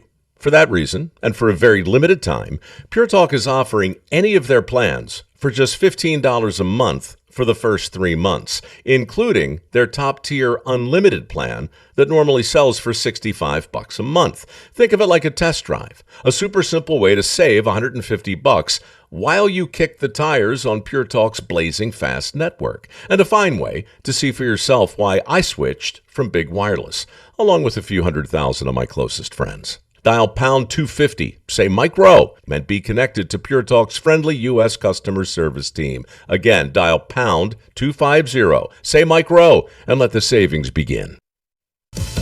A Senate committee plans a vote next week to consider a resolution to hold Dr. Anthony Fauci in contempt of Congress, wanting to refer a potential criminal case against the ex-presidential COVID advisor to the Justice Department, following a tense hearing when Fauci refused to testify, saying at the start the committee chair, Rand Paul, was obsessed with prosecuting him and his publicly releasing my unredacted personal diary aimed at embarrassing and intimidating me. Dr. Anthony Fauci declined to answer questions as he was grilled by Republicans for his handling of the COVID-19 pandemic. I respectfully decline to answer based upon my rights under the Fifth Amendment to the Constitution. The hearing led by Senator Rand Paul, who subpoenaed Fauci, accusing him of lying about the origins of COVID, saying it came from a Chinese lab that he says Fauci funded. Ask forgiveness and pledge to help our government devise safeguards so a man-made epidemic never happens again. Democrats defending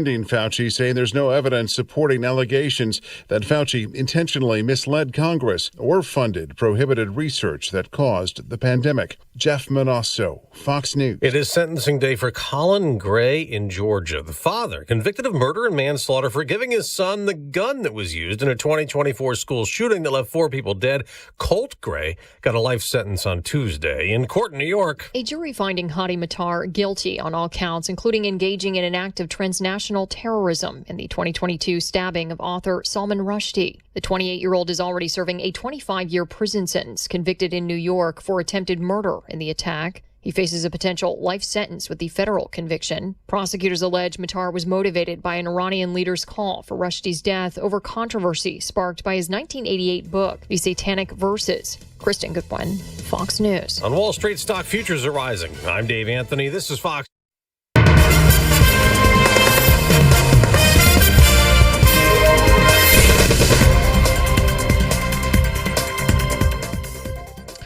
We have mostly cloudy skies. Currently, we are up to 67 degrees. Good morning. I'm Jeff Manaski, WIBX 950 AM, 92.3 FM News Time 8:05. This news update brought to you by Destination Kia of Utica on Commercial Drive in Yorkville.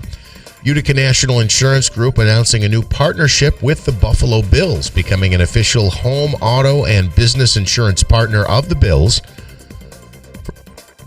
From the stadium, a press release from Utica National says, from the stadium to neighborhoods across the region, the partnership will come to life through high-impact, fan-driven, and community-focused experiences, including game day activations, co-branded community initiatives, and integrated marketing campaigns that connect people in meaningful ways.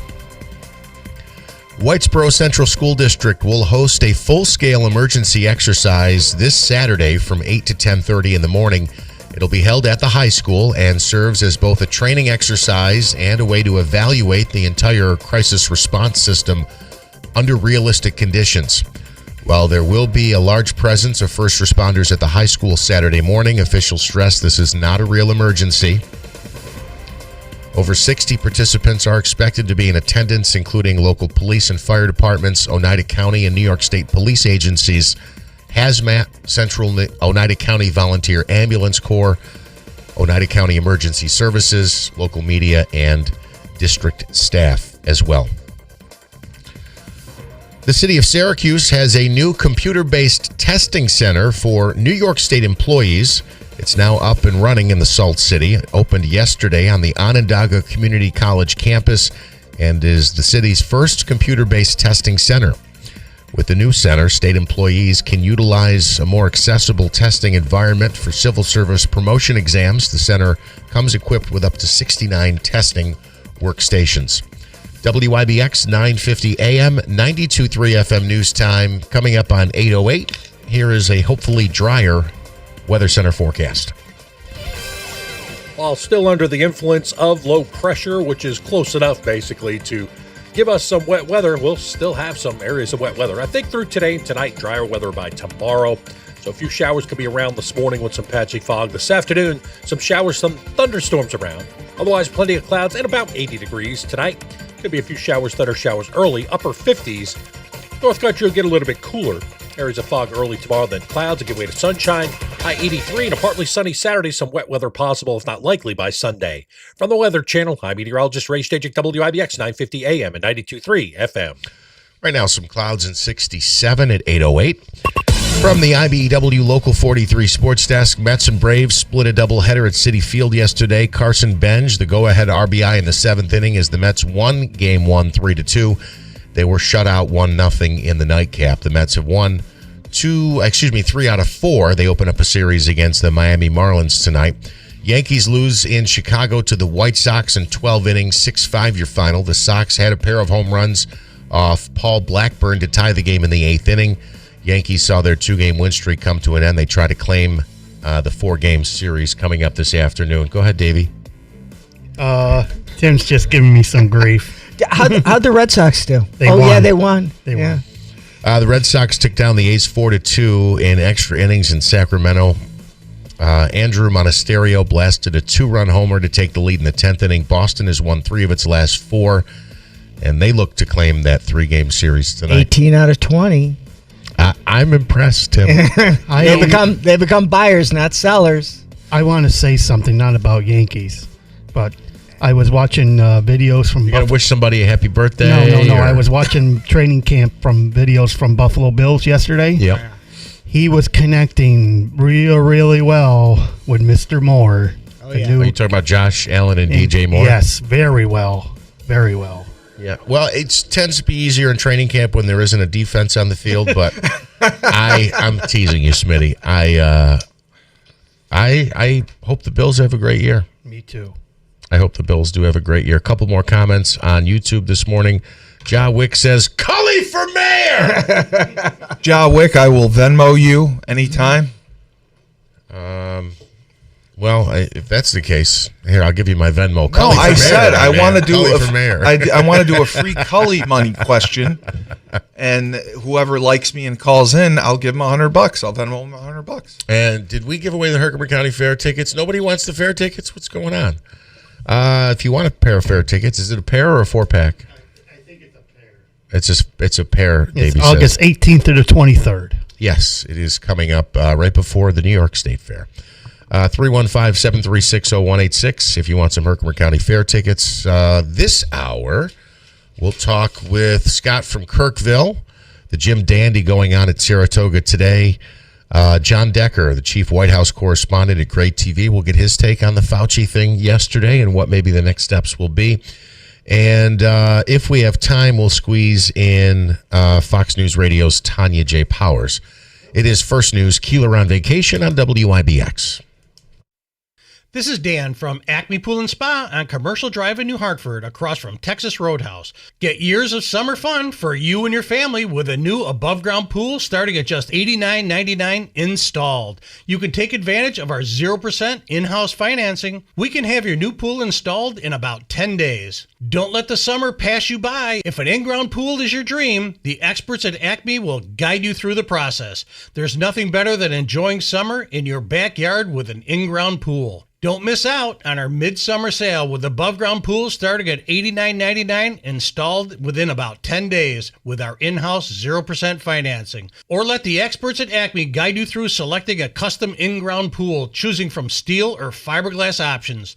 That's Acme Pool and Spa on Commercial Drive in New Hartford, and our midsummer pool sale going on now. We do the work, you just enjoy. Think about how people actually find a business today. First, they hear about you. Maybe it's during a drive to work and hear a favorite personality talking about a local business they love. That's the power of radio, reaching more than 80% of adults every week and capturing more listening time than Spotify, Pandora, podcasts, and satellite radio combined. But the next thing people do is search. They check Google, they scroll social media, they visit your website, they read reviews.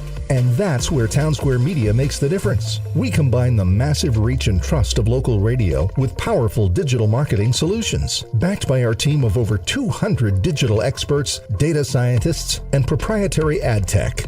Radio builds awareness and trust first. So when your digital ads show up, your business already feels familiar. National scale, local expertise, measurable results. That's Town Square Media, your local experts in radio and digital marketing. If the world were like a Sleep Number mattress, everything would adapt for your comfort. Your coffee would never get cold. Your flight would always be on time. And your mattress would always respond to you and your unique sleep needs. Sleep Number mattresses are designed to respond to your body and shift with your changing life, helping you fall asleep faster and stay asleep longer. To experience a whole new world of comfort, visit a Sleep Number store or go to sleepnumber.com. Sleep Number, to a good life sleep. Everywhere you look, things are getting more expensive. But at Consumer Cellular, we're lowering the price for those 50 and up. Now you can get unlimited everything for just $35 a line. That's $35 a month for unlimited talk, text, and data. Switch to the carrier ranked #1 in network coverage and customer satisfaction and get unlimited everything for just $35 a month. Call 1-888-FREEDOM or visit Consumer Cellular online or in-store today. Price includes $5 credit for autopay and e-billing. Taxes and fees apply. Data speeds reduced after 35 gigabytes. Rankings done by 2025 ACSI survey.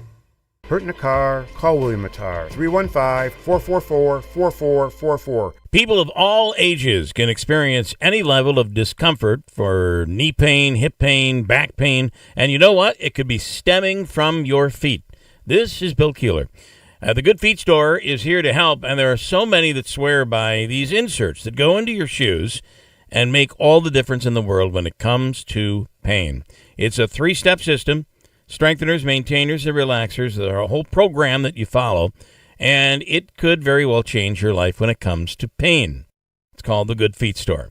No obligation. You can walk right in for a free fitting and test walk. No appointment is needed. You can walk right in. They're located now in New Hartford at 4630 Commercial Drive in New Hartford.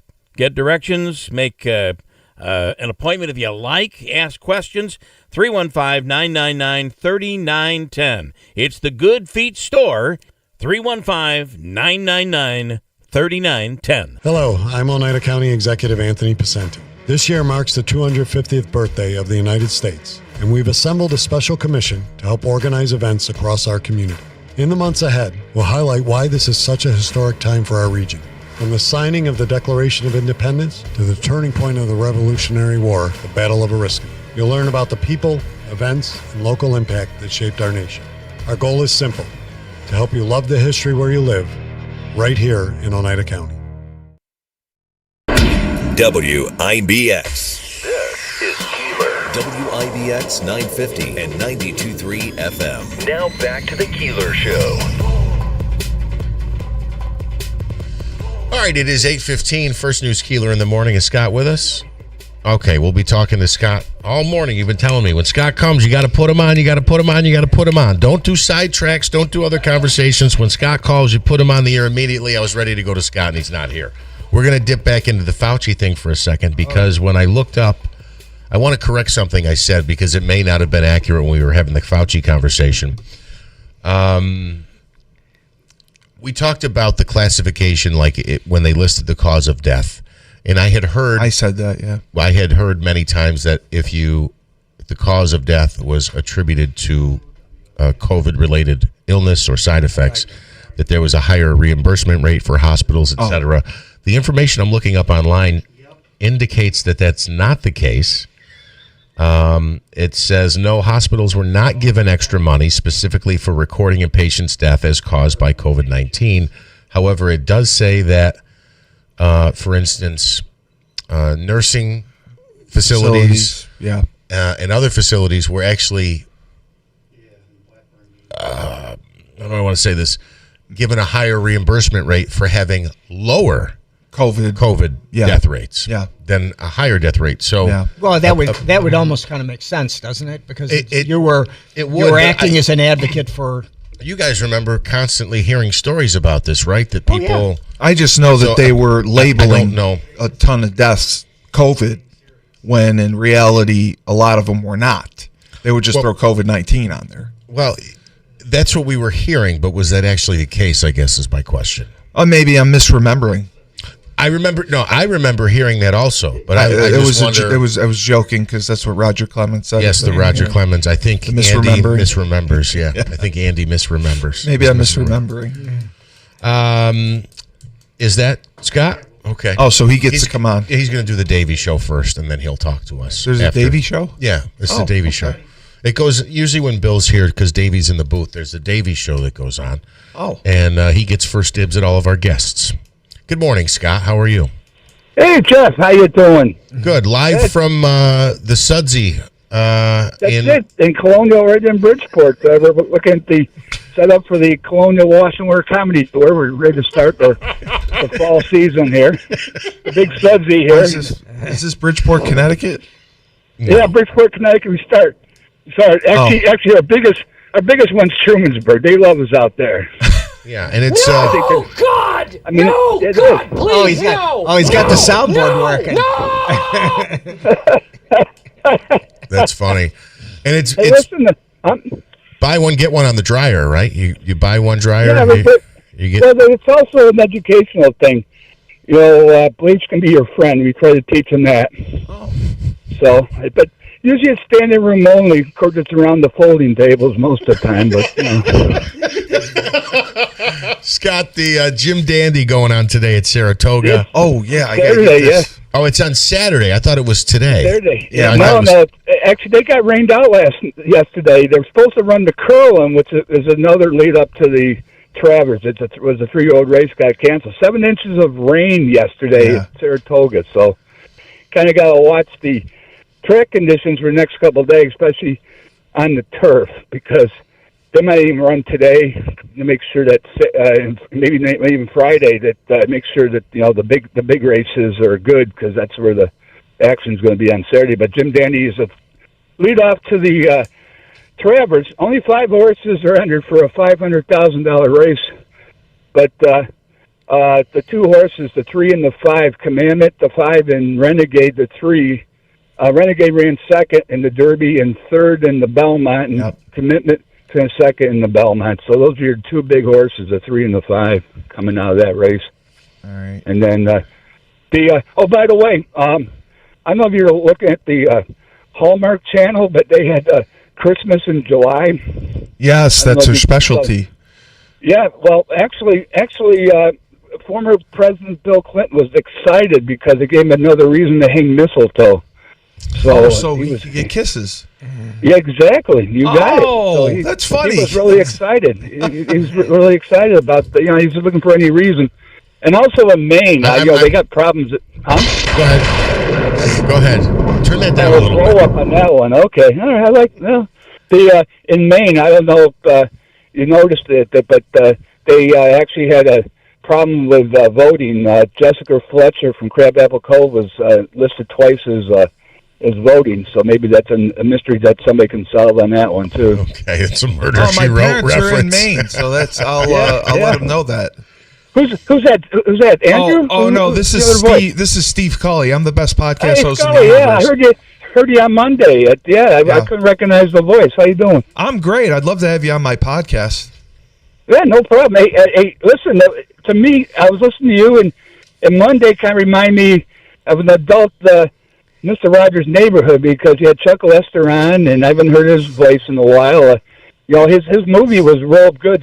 Rebel Without a Primary. That was one of the top political movies of the year. So, oh, thank you. I appreciate that. Scott, yes. Huh? I understand our man Davies had the hot hand with NASCAR, and there was something else too. Jesus. Yeah, he's winning a lot of money. Well, I got two friends, Joe and Dave. They usually go up to Saratoga. They're good handicappers, but Dave he's amazing with the WNBA. I've never seen somebody hot. And I think he gets analytics. I think he even flags out the time of the month of the players and stuff just to see if they are up for that game. But I tell you, he's amazing. Okay, Scott. Man, he's incredible. I've never seen somebody that hot in a sport that's hard to follow. You got NASCAR Dave over there, the guru. He's incredible. He is incredible. Davey, I'm going to have to borrow some money off of you. You're cashing these tickets left and right. Yep. Hey, did you know that there's a new cannabis? They just opened up. I like this. Yeah, cannabis dispensary called Flintstones. And they just changed their catchphrase from Yabba Dabba Doo to Yabba Dabba Doobie. So keep an eye on that one there, too. There actually is a store called Flintstones, isn't there? It is. Yeah. 4 outlets, yeah. 4 outlets. Where are they I gotta located? get there. Where is it? You're doing the Joe Load free plugs? Go ahead. Yeah, no, it's just, actually it's Flintstone I found out, but, Flintstone, I kind of changed the wordage, so. Yeah. But, yeah, they got six spots, and I guess if you order $100, delivery's free. So they're actually arguing over the big fatty one to make sure that they get the $100. They don't have to do it. So DoorDash needs to add, cannabis to DoorDash. Yeah. Then I can order it more. There you go. Hey, how's Michigan State Kathy doing?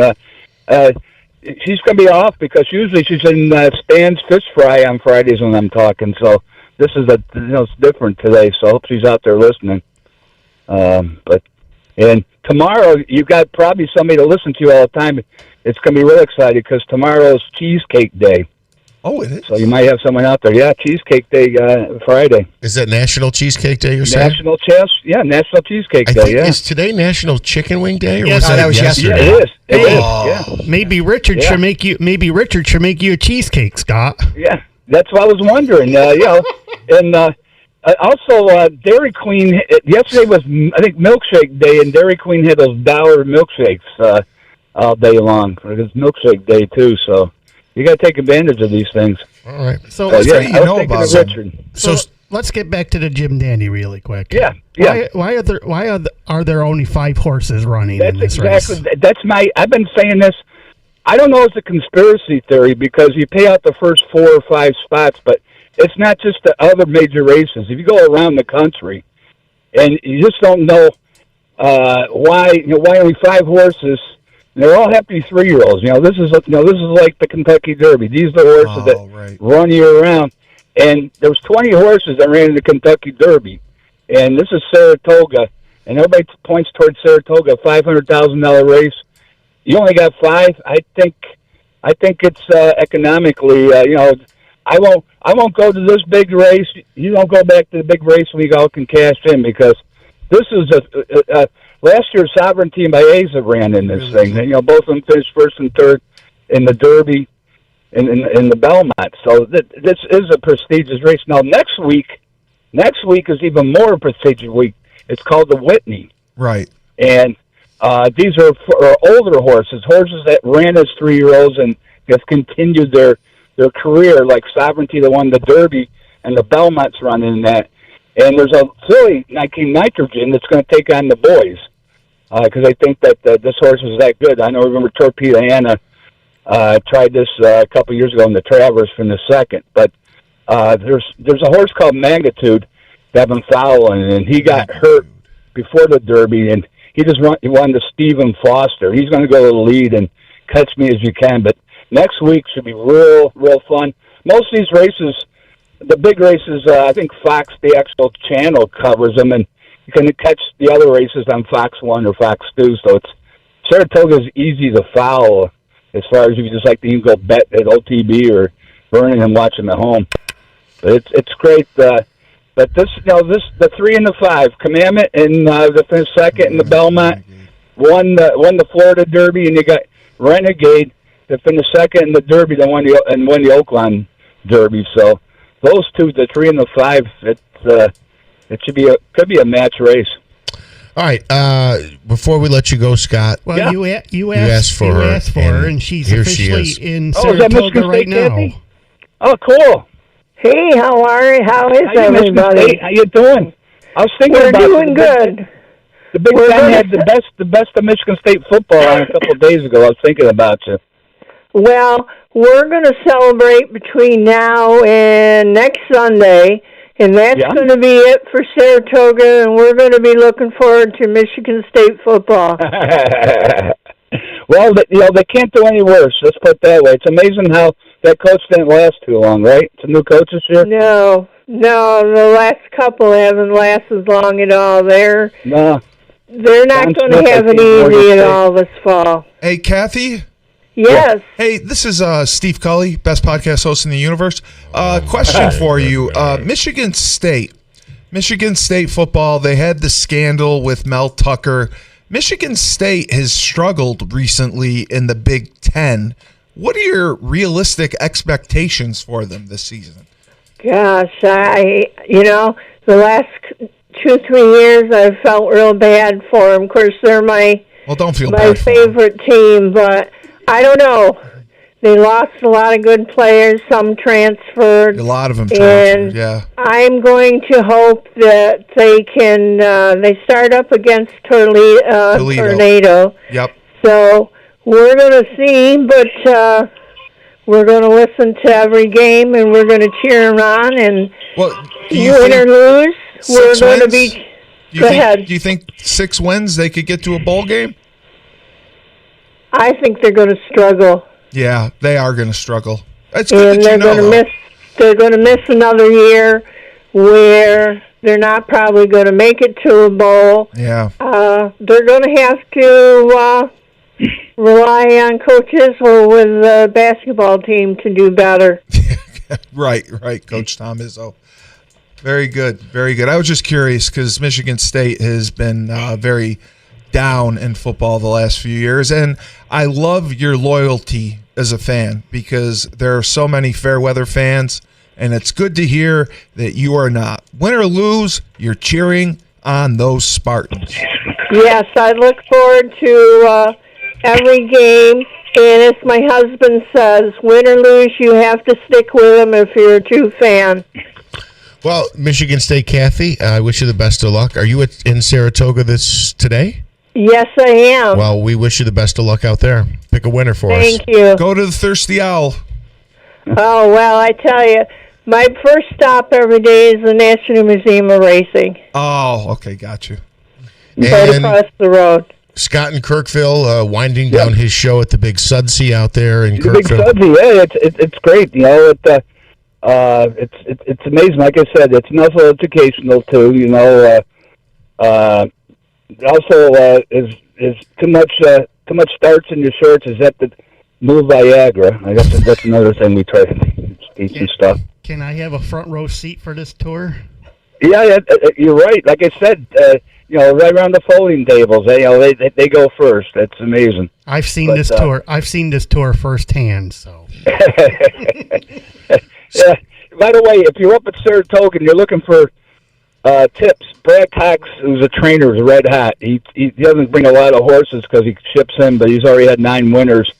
And the Ortiz brothers are lighting it up back there. I read Jose, and if you're looking for bombs on the turf, look at George Weaver horses. He means his owners want to win at Saratoga, so they don't win too much during the regular, the Belmonts and the Aqueducts, but they point toward, and on the turf, he's already had a couple $54 horses come in. They might not win all the time, but you get rewarded when they win. So that's what I'm kind of looking forward to. Appreciate the call. And Thank for the you. Jim Dandy, Yeah. he says the 3 and the 5 horses 3 and we've the got to 5. run. I appreciate it as always, and we'll be talking to you as football season approaches. Good enough, guys. Thanks again. That is Scott in Kirkville. The Big Sudsy, by the way, is he calls it's the local laundromat. And He's a laundromat guy. No. He's just saying Kirkville's a very small area, so he says he's doing his comedy show at the Big Sudsy, which He's is a the laundromat. comedian. He's not really. Let me finish. And then that's why he says it's standing room only around the folding table.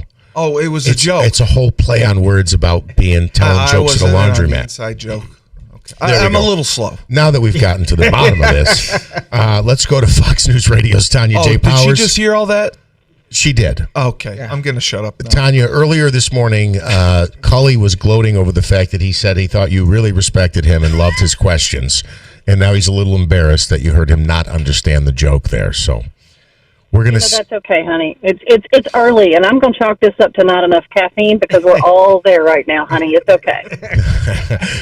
We say good morning to Tanya J. Powers. I'm intrigued by this. Researchers and executives from companies including OpenAI, Anthropic, Google, and Meta are urging Washington to back an international effort to address the risks arising from advanced AI systems. And first of all, what are these risks? Because I am deathly scared of AI. Terminator 2. Yeah. Okay. Yes. See, you were exactly where I'm headed with that. If you've seen that would be like the extreme case, right? But I think that's what most of us of a certain age go. Yep, we told y'all this is coming. So there is an online petition. Let me start with this. That is asking the U.S. government to get involved and back an international effort to develop, as they put it, develop the technical and governance tools needed to buy time if future AI systems become too powerful to safely manage. I know that is a lot before breakfast, but let me explain who signed this and why this is important. So this was signed by more than 1,100 leaders from AI companies, including Anthropic, Google, Meta, OpenAI. And I don't just mean the rank and file folks. I'm talking about the signers, including Anthropic's co-founders, OpenAI's chief scientist, Google's staff research scientist, Meta's chief scientist. And what they're doing is they're saying that the current speed of progress on AI could surpass humanity's ability to understand or control its development. They're not saying we need a pause or a slowdown necessarily of AI, but they're asking the governments worldwide to basically, okay, everybody gather hands and let's build the tools and to slow down the development if it's needed. This comes as the Trump administration is accelerating AI development in a push to beat China. One of the things that is getting attention, one of the reasons this is getting attention is because OpenAI just last week disclosed that test versions of its AI models, its bots, flipped their online confines, accessed the internet, and hacked into a rival startup. So if anybody who's out there going, this is all overblown, maybe, but it's probably worth noting that these companies themselves are like, okay, guys, we've seen what this can do. They know more about what this can do than we do. And if this is what we're hearing about, what else is going on, and why are they pushing now to, okay, U.S. needs to join the other countries and saying, hey, we need a kill switch if this is what it comes to.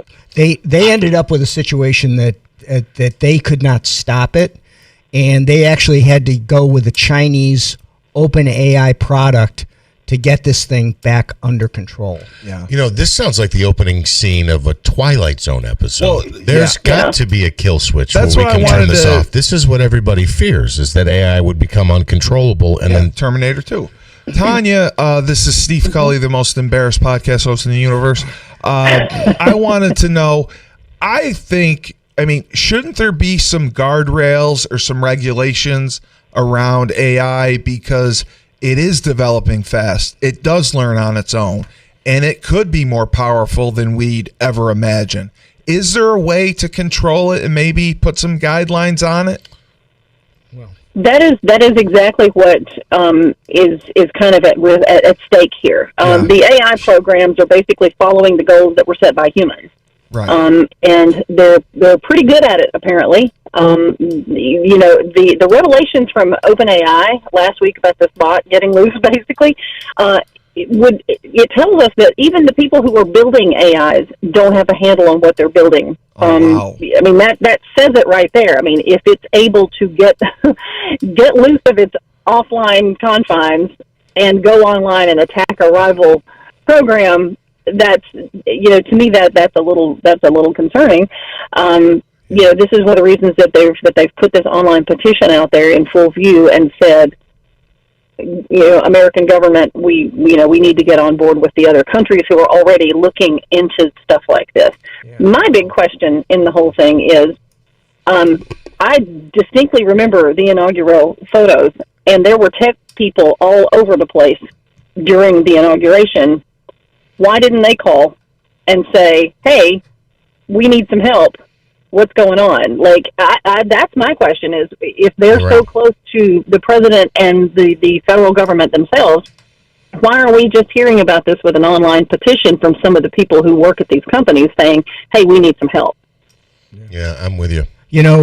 Tanya, I hate to be Debbie Downer, but the control is only going to be as good as the worst country on the planet, right? So I can just imagine someone like North Korea or whatever that are going to be the ones in regards to it that, whether they wanted to or not, are going to let this thing loose. Because it's just a beast in a cage, and someone's going to unlock the cage. Yeah, and this is a digital Jurassic Park is what it is. Yeah, Absolutely. The dinosaurs are cute. Look at them, the little babies. And then you go in there and they eat you. Yeah, so Tanya, I use Gemini and Grok. Is something like that, like could Gemini take over my computer and then infiltrate my brain, and then I'll be running loose at 2 a.m.? And say, why bother? Tanya, it's gonna. I do have a brain. If you want to answer that, go ahead. That is a very good question. I really think it's a good question, and you're not the first person to point out the fact that we're only as strong as the weakest link, so to speak, in the countries, and we're only as good as the worst one. The flip side of that is if you don't do anything, what happens? No doubt. Right. Well, Tanya, the Southern Belle, I'm so glad you brought your manners this morning. Thank you for dealing gently with Cully. I asked a good question. And we hope you have a great day. Thank you. Thanks for having me on. That's Fox's Tanya J. Powers, who we love to chat with almost every single day here on the program. Oh, yeah, we know. Smitty's telling me I have to take a break. And Larry on YouTube says, not only am I a hack, but he said if Bill was here, your mic would never be on. Thank you. That your mic is on. It must mean Bill's coming back. Bill will be back soon. We'll all be grateful for that. This is the most I've talked in 2 years. It's 8:38. More to discuss here. It's First News. Keeler on vacation on WIBX.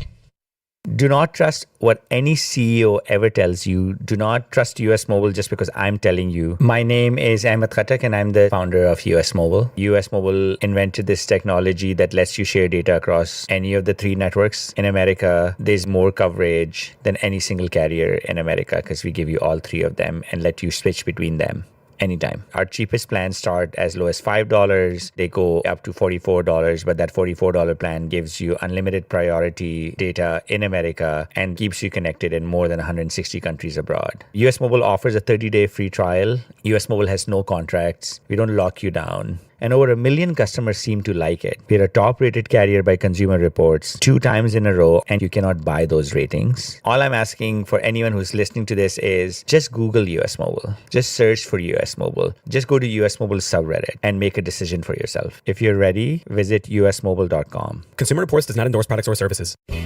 There's never been a better time to buy the commercial mower that has your back, Ferris. For a limited time, your Ferris dealer, Clinton Tractor, has the best financing offers of the year. Choose the offer that works best for you, 36 or 60 months. There are even options to skip payments when work is slow. It's never been easier to buy a Ferris. So visit Clinton Tractor today on Meadow Street in Clinton.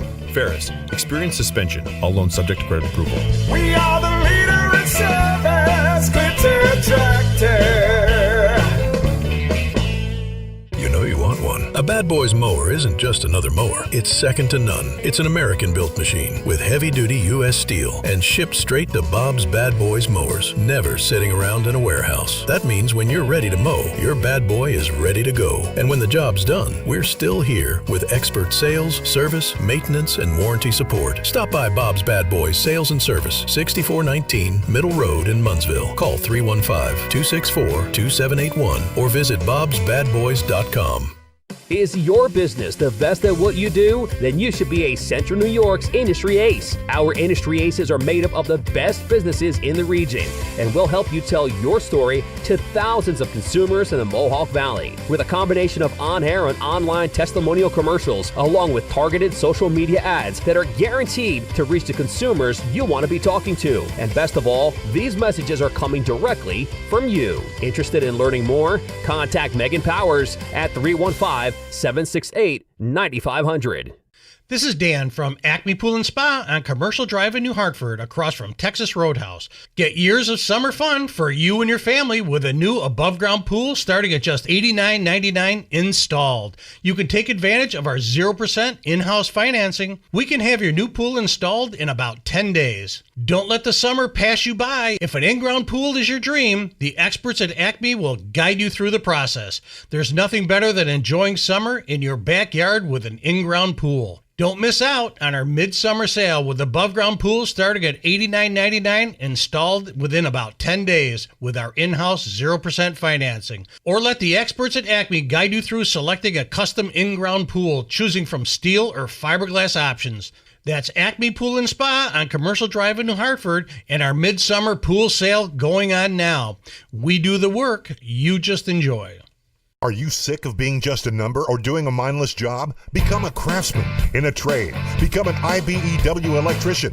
The IBEW and the Electrician Training Alliance will give you all the tools necessary at their state-of-the-art training facility. Earn as you learn. Paid training while you get your certification. What are you waiting for? Become an IBEW Local 43 electrician. Call or go online today to learn more. Find your career at IBEW and let the Electrician Training Alliance light up your future. For a number of reasons, Sarah's Flooring Outlet should be on the top of your list for any of your flooring needs. This is Bill Keeler.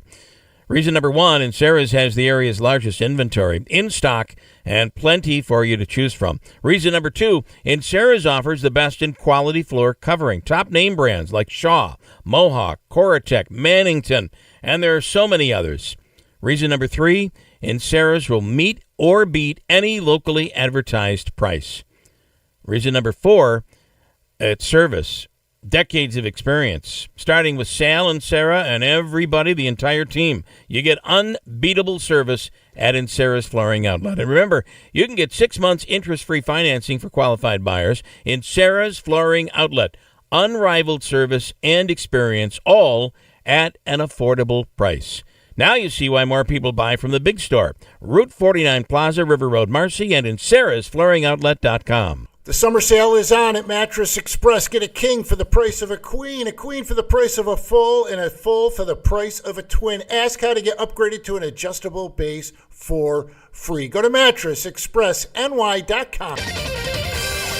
While still under the influence of low pressure, which is close enough basically to give us some wet weather, we'll still have some areas of wet weather. I think through today and tonight, drier weather by tomorrow. So a few showers could be around this morning with some patchy fog. This afternoon, some showers, some thunderstorms around. Otherwise, plenty of clouds and about 80 degrees. Tonight, could be a few showers, thunder showers early, upper 50s. North Country will get a little bit cooler. Areas of fog early tomorrow, then clouds, a good way to sunshine. High 83 and a partly sunny Saturday, some wet weather possible, if not likely, by Sunday. From the Weather Channel, I'm meteorologist Ray Stajik, WIBX 950 AM and 92.3 FM. Celebrating 100 years. This is WIBX 950 and 92.3 FM. Now back to the Keeler Show. All right, first news, Keeler on vacation, Cully in, Tim Reed in studio as well, so a couple things we'll tidy up here. Cully would have gotten his mic muted. Jawick says he is corny, but I love Scott, and I agree. He's got some corny jokes, and they're designed to be corny jokes, but I do find Scott pretty entertaining. He's very funny. But I'm entertaining. That's debatable. It's on and off. That's debatable. Jawick and I agree. That, it's on Scott and off like his mic. Yeah. Boy, Tim has been on fire today. Well, you know what? When in Rome, burn down Rome. One of the questions, Davey's turned his mic off now.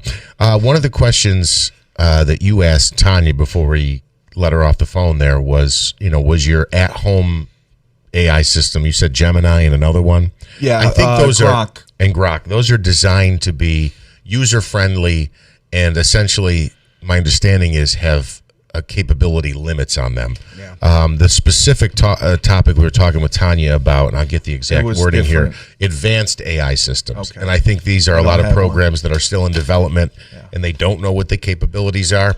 Where, correct me if I'm wrong, because you use this more than I do, Gemini and Grok will give you quick answers, can help you with research, but not necessarily unleashed to hack into a program or something like that. No, but it can write for me. Like if I do a podcast and ask for a description. You do podcasts? I give it a link to the podcast and it will write a description exactly of what we talked about, and it's attention grabbing, and it does a nice job. So it learns based on how you use it and what you ask it to do. So that's why I was curious. Like if it could take over my computer, hack into my Facebook and, change things, or, hack into my brain. But Tim said I don't have one, so we don't have to worry about that. No, I said, why bother? I didn't say you don't have a brain. I'll defend you to an extent. Yes. But, talking about this, so Anthropic, which is one of the leaders in regards to AI, there was a huge controversy about this because the Department of Defense, war, whatever you want to call it, in regards to whatever your political stance is, there was a big blowback on this one because they were developing a product that potentially would be targeting humans and could take over systems. So it could launch a Hellfire missile on its own without human intervention. If it decided that the target was worthy of being taken out. I mean, that's how deep these things. That's Terminator 2. I'm scared and not comfortable with this stuff. I'm really. No, it is. It is scary. It is scary. Yeah. All right. So we've been talking this morning a bit about Dr. Fauci and his non-testimony yesterday. Oh, he's still a doctor? Yeah. Oh, that's good. I just wanted to mention, Tim, you found something online today, and it seems like COVID's so far behind us, but the reality is it isn't, and there's still some disputes about, what is it, the COVID reimbursement checks? Yeah, so it's in the USA Today, and there's an issue in regards to COVID-era tax refunds, which might have gotten a haircut in latest court rulings that touch the subject. So this is still going on in regards to people who are applying for refunds because of business or whatever it is. And I think Cully, to your point, that there was a lot of scandal in regards to this thing. I think they just brought a woman back from Jamaica who got hundreds of millions of dollars. So I think what's happening is that the everyday folk, they're really starting to ride hard on this in regards to monies that you say you may have deserved because of COVID. There were a couple NFL players who were charged with COVID fraud. Yeah. For starting businesses that they didn't start, and they got. Well, I was going to say that's the issue. They didn't actually start the business. Exactly. Right. Yeah. So. Right. Yeah. Well, they took advantage of it. I was going to read more comments here on YouTube this morning. Only if they're about me and good. I don't know what they're in reference only to. If they're about you and good. That's all I want. Well, I'm kidding. That's my short show. Little dig at John Wick, yeah. Jim is on fire today. Let's see that third here. cup of coffee got me. Good morning. J-Lo says, good morning. Y'all have a cobweb hanging from the ceiling. It's been swinging over your heads this morning. Surprised the YouTube crew hasn't called you out on it. And Jay, thank you for pointing that out. We know, and we're happy to have it. We'll get up there with a duster after the program. No, we're not. That is for sure. No, we are going to do that. Actually, I can kind of see it there. I didn't see it earlier this morning, but now I can see it. Is it over me? In the video just out of stream. curiosity? No, it's like hanging right here. I know I can't see it in the light, but I can see it on the video. It's okay. Must be the angle of the light. It's easier to see up there. Ask John Wick if he'll give me a ride home. I think you just did. And I don't want to answer for him, but he's going to say no. What else do we need to hit here this morning? Coming up, we'll chat with John Decker, Chief White House Correspondent from Gray TV. I'd like his thoughts on what happened on Capitol Hill yesterday. Now, Rand Paul is saying what? Contempt charges? He's going to charge him with contempt. That's what he's pushing for, yes. Do we have any thoughts on this as a group? I think it's useless. I think a lot of this, I think the way Fauci handled himself yesterday has to do with all the media and some of the things that were said leading up to it, also the publishing of excerpts from the diary there, which I completely agree are damaging to Fauci's reputation. Yeah, but, they're saying that he should be in contempt for the American people for what he did that has harmed them. It's going to harm them for decades to come for what happened in 2020 and 2021. That's what their beliefs are. I think it would be tremendously satisfying. And his diary shows that he deliberately lied to the American people over and over. You say deliberately lied. I think there were conflicting streams of thought. And again, I don't like you defending him. I'm not defending him. I'm just trying to be fair about it. You're not supposed to be objective. I do think there was a lot of stuff that was wrong, certainly with our response and the way we handled things. But then you get to the whole point of, was it done maliciously? Was it because we didn't know how to stop the spread of this virus? Ultimately, I think in hindsight, we know everybody except for Cully Davey and a couple of our listeners were going to get COVID-19. Joe Lode didn't get it. And Joe Lode too. But, I do think we were looking for solutions. The whole mask thing. I mean, I don't know. Maybe I'm wrong about that. No, we were grasping at straws. I agree with you. Theoretically and intentionally to protect people, whether or not it actually mattered, and to keep saying that, it's based in science, and then you heard some of the audio clips I played this morning where he kind of laughs off and he says, we didn't know, 3 feet, 10 feet, 6 feet, 5 feet, no feet, so we went with 6 feet. But Rand Paul, for what he said, that's not science. That's not science. Rand Paul said that Dr. Fauci ought to think about what he says about the end of his career, that what he will be remembered for most is pleading the fifth more than 100 times. And then he said he has been the most damaging bureaucrat in the history of America. I think that's a little harsh. Well, I will say this also. I think if Fauci, again, there's all these threats of we're going to bring him up on perjury before he even testified. Yeah. And I think if he went in there and acknowledged some of the things that we're talking about today, the whole 6 feet thing. Is a fact-finding thing, yes. This was something we put in as a precaution. The CDC recommended, or whatever the case might be. If he was completely honest and admitted some fault, not that it was malicious or that he was intentionally lying. Exactly.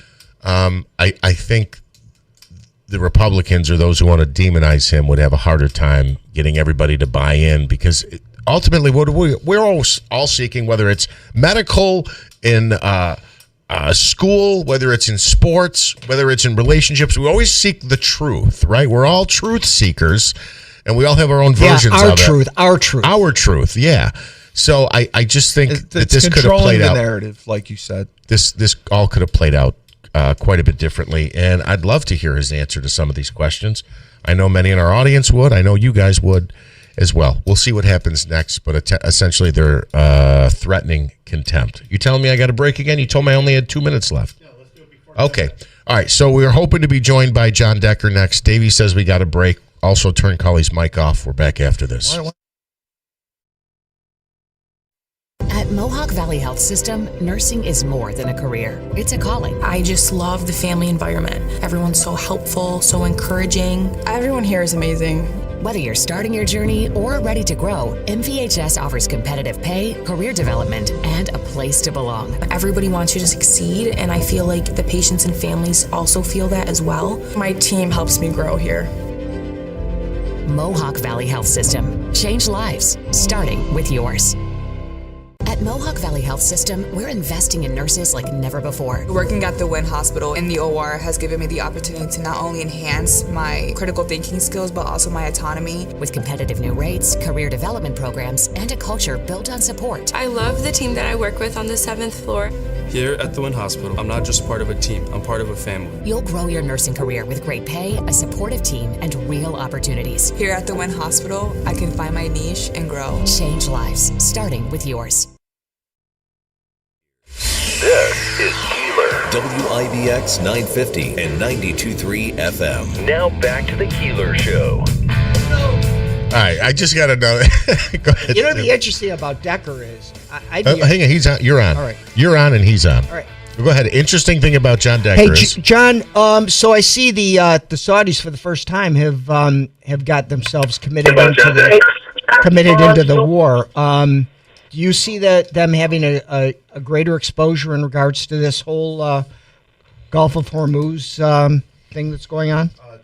Well, they're committed because of what is happening on another part of Saudi Arabia, the border with the Red Sea, and what the Houthi rebels are doing there. And the Houthis are a proxy of Iran. They're trying to blockade the Red Sea, which makes it difficult for oil to get into the Persian Gulf and out to Asia.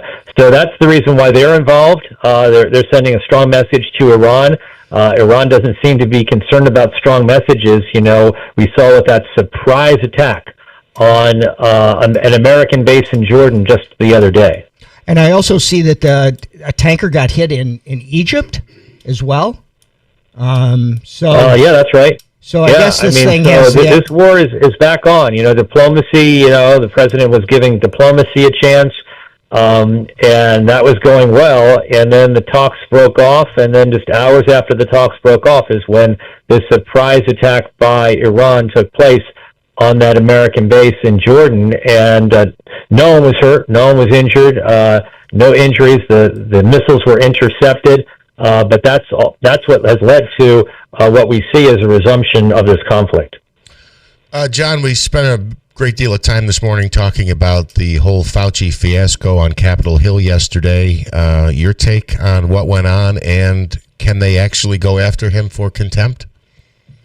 I think it's going to be very difficult. You know, the Fifth Amendment is something that all Americans have as a right, and that's what Anthony Fauci invoked yesterday. And many witnesses have come before committees invoking their Fifth Amendment right. And again, that's their right to do so. The president has invoked his Fifth Amendment right, not before a congressional committee, but before Letitia James. Sworn deposition, the president invoked his Fifth Amendment right over 400 times.